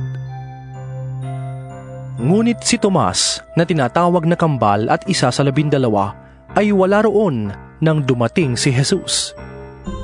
Kaya't sinabi sa kanya ng ibang mga alagad, Nakita namin ang Panginoon! Sumagot si Tomas, Hindi ako maniniwala hanggat hindi ko nakikita at nahahawakan ang bakas na mga pako sa kanyang mga kamay at hanggat hindi ko naisusuot ang aking daliri sa mga sugat na yon at sa kanyang tagiliran. Makalipas ang 1 linggo, muling nagkatipon sa loob ng bahay ang mga alagad at kasama nila si Tomas. Nakasara ang mga pinto.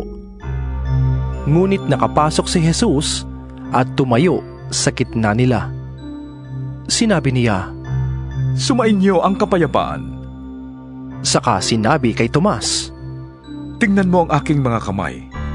Ilagay mo ang iyong kamay sa aking tagiliran at huwag kang mag-alinlangan. Sa halip ay maniwala ka. Sumagot si Tomas, Panginoon ko at Diyos ko. Sinabi sa kanya ni Jesus, Naniniwala ka na ba dahil nakita mo ko? Mapalad ang mga naniniwala kahit hindi nila ako nakita. Marami pang himalang ginawa si Jesus na nasaksihan ng mga alagad, ngunit hindi nasusulat sa aklat na ito. Ang mga nakasulat dito ay isinulat upang kayo'y sumampalataya na si Jesus ang Mesyas, ang anak ng Diyos, at sa gayon magkaroon kayo ng buhay sa pamamagitan niya. 21 Kabanata. Pagkatapos nito, muling nagpakita si Jesus sa mga alagad sa tabi ng lawa ng Tiberias. Ganito ang nangyari. Magkakasama sina Simon Pedro, Tomas na tinatawag na kambal, Natanael na taga-Kana sa Galilea, ang mga anak ni Zebedeo at 2 pang alagad. Sinabi sa kanila ni Simon Pedro, Mangingisda ako. Sasama kami. Sabi nila. Umalis nga sila at sumakay sa isang bangka. Magdamag silang ng isda, subalit wala silang nahuli. Nang mag-uumaga na ay tumayo si Jesus sa pampang, ngunit hindi siya nakilala ng mga alagad. Sinabi niya, Mga anak, meron ba kayong huli? Wala po! Tugon nila, Ihulog ninyo ang lambat sa gawing kanan ng bangka at makakahuli kayo. Sabi ni Jesus. Inihulog nga nila ang lambat at nang hilahin nila ito ay hindi nila makaya sa dami ng huli. Sinabi kay Pedro ng alagad na minamahal ni Jesus, Ang Panginoon yun! Nang marinig ito ni Simon Pedro, siya'y nagsuot ng damit sapagkat nakahubad siya noon at tumalon sa tubig. Dumaong sa pampang ang kasama niyang mga alagad, sakay ng bangka at hila-hila ang lambat na puno ng isda. Hindi sila gaanong kalayuan sa pampang, mga 70 metro lamang. Pagkaahon nila sa pampang, nakakita sila roon ng isdang iniihaw sa baga at ilang tinapay. Magdala kayo rito ng ilang isdang nahuli ninyo. Sabi ni Jesus. Kaya't sumampa sa bangka si Simon Pedro at hinila sa pampang ang lambat na puno ng malalaking isda. 153 ang lahat ng nahuli nila. Hindi nasira ang lambat kahit ganoon karami ang mga isda. Hali kayo at mag-agahan tayo, sabi ni Jesus. Isa man sa mga alagad ay hindi nangahas magtanong sa kanya kung sino siya sapagkat alam nila na siya ang Panginoon. lumapit si Jesus. Kinuha ang tinapay at ibinigay sa kanila. Ganoon din ang kaniyang ginawa sa isda. Ito ang ikatlong pagpapakita ni Jesus sa mga alagad pagkatapos na siya'y muling mabuhay. Pagkakain nila, tinanong ni Jesus si Simon Pedro, Simon, anak ni Juan, mahal mo ba ako nang higit kaysa sa mga ito? Opo, Panginoon. Alam ninyong mahal ko kayo. Tugon niya. Sinabi sa kaniya ni Jesus, Pakainin mo ang aking mga maliliit na tupa. Muli siyang tinanong ni Jesus, Simon, anak ni Juan, mahal mo ba ako? Sumagot si Pedro, Opo, Panginoon. Alam ninyong mahal ko kayo. Sabi ni Jesus, Alagaan mo ang aking mga tupa. Pangatlong ulit na tinanong siya ni Jesus, Simon, anak ni Juan, mahal mo ba ako? Nalungkot si Pedro sapagkat 3 beses siyang tinanong ng, Mahal mo ba ako? At sumagot siya, Panginoon, alam po ninyo ang lahat ng bagay. Alam ninyong mahal ko kayo. Sinabi sa kaniya ni Jesus, Pakainin mo ang aking mga tupa. Tandaan mo, noong bata ka pa, ikaw ang nagbibihis sa iyong sarili at pumupunta ka kung saan mo gusto. Ngunit pagtanda mo, iuunat mo ang iyong mga kamay at iba ang magbibihis sa iyo at dadaling ka sa lugar na di mo gusto. Sinabi niya ito upang ipahiwatig kung paanong mamamatay si Pedro at kung paano niyang pararangalan ang Diyos. Pagkatapos, sinabi sa kanya ni Jesus, Sumunod ka sa akin.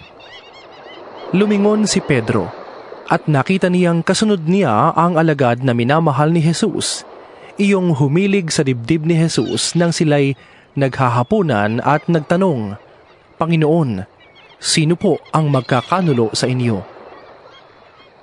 Nang makita siya ni Pedro, ay tinanong nito si Jesus, Panginoon, paano po naman ang taong ito? Sumagot si Jesus, Kung ibig kong mabuhay siya hanggang sa pagbabalik ko, ano sa'yo? Sumunod ka sa akin. Kumalat sa mga mananampalataya ang balitang hindi mamamatay ang alagad na ito. Ngunit hindi naman sinabi ni Jesus na hindi siya mamamatay, kundi, Kung ibig kong mabuhay siya hanggang sa pagbabalik ko, ano sa iyo? Ito nga ang alagad na nagpapatotoo tungkol sa mga bagay na ito. Siya rin ang sumulat ng mga ito at alam naming totoo ang kaniyang pahayag. At marami pang ginawa si Jesus na kung isusulat na lahat, inaakala kong hindi magkakasya kahit sa buong daigdig ang mga aklat na maisusulat.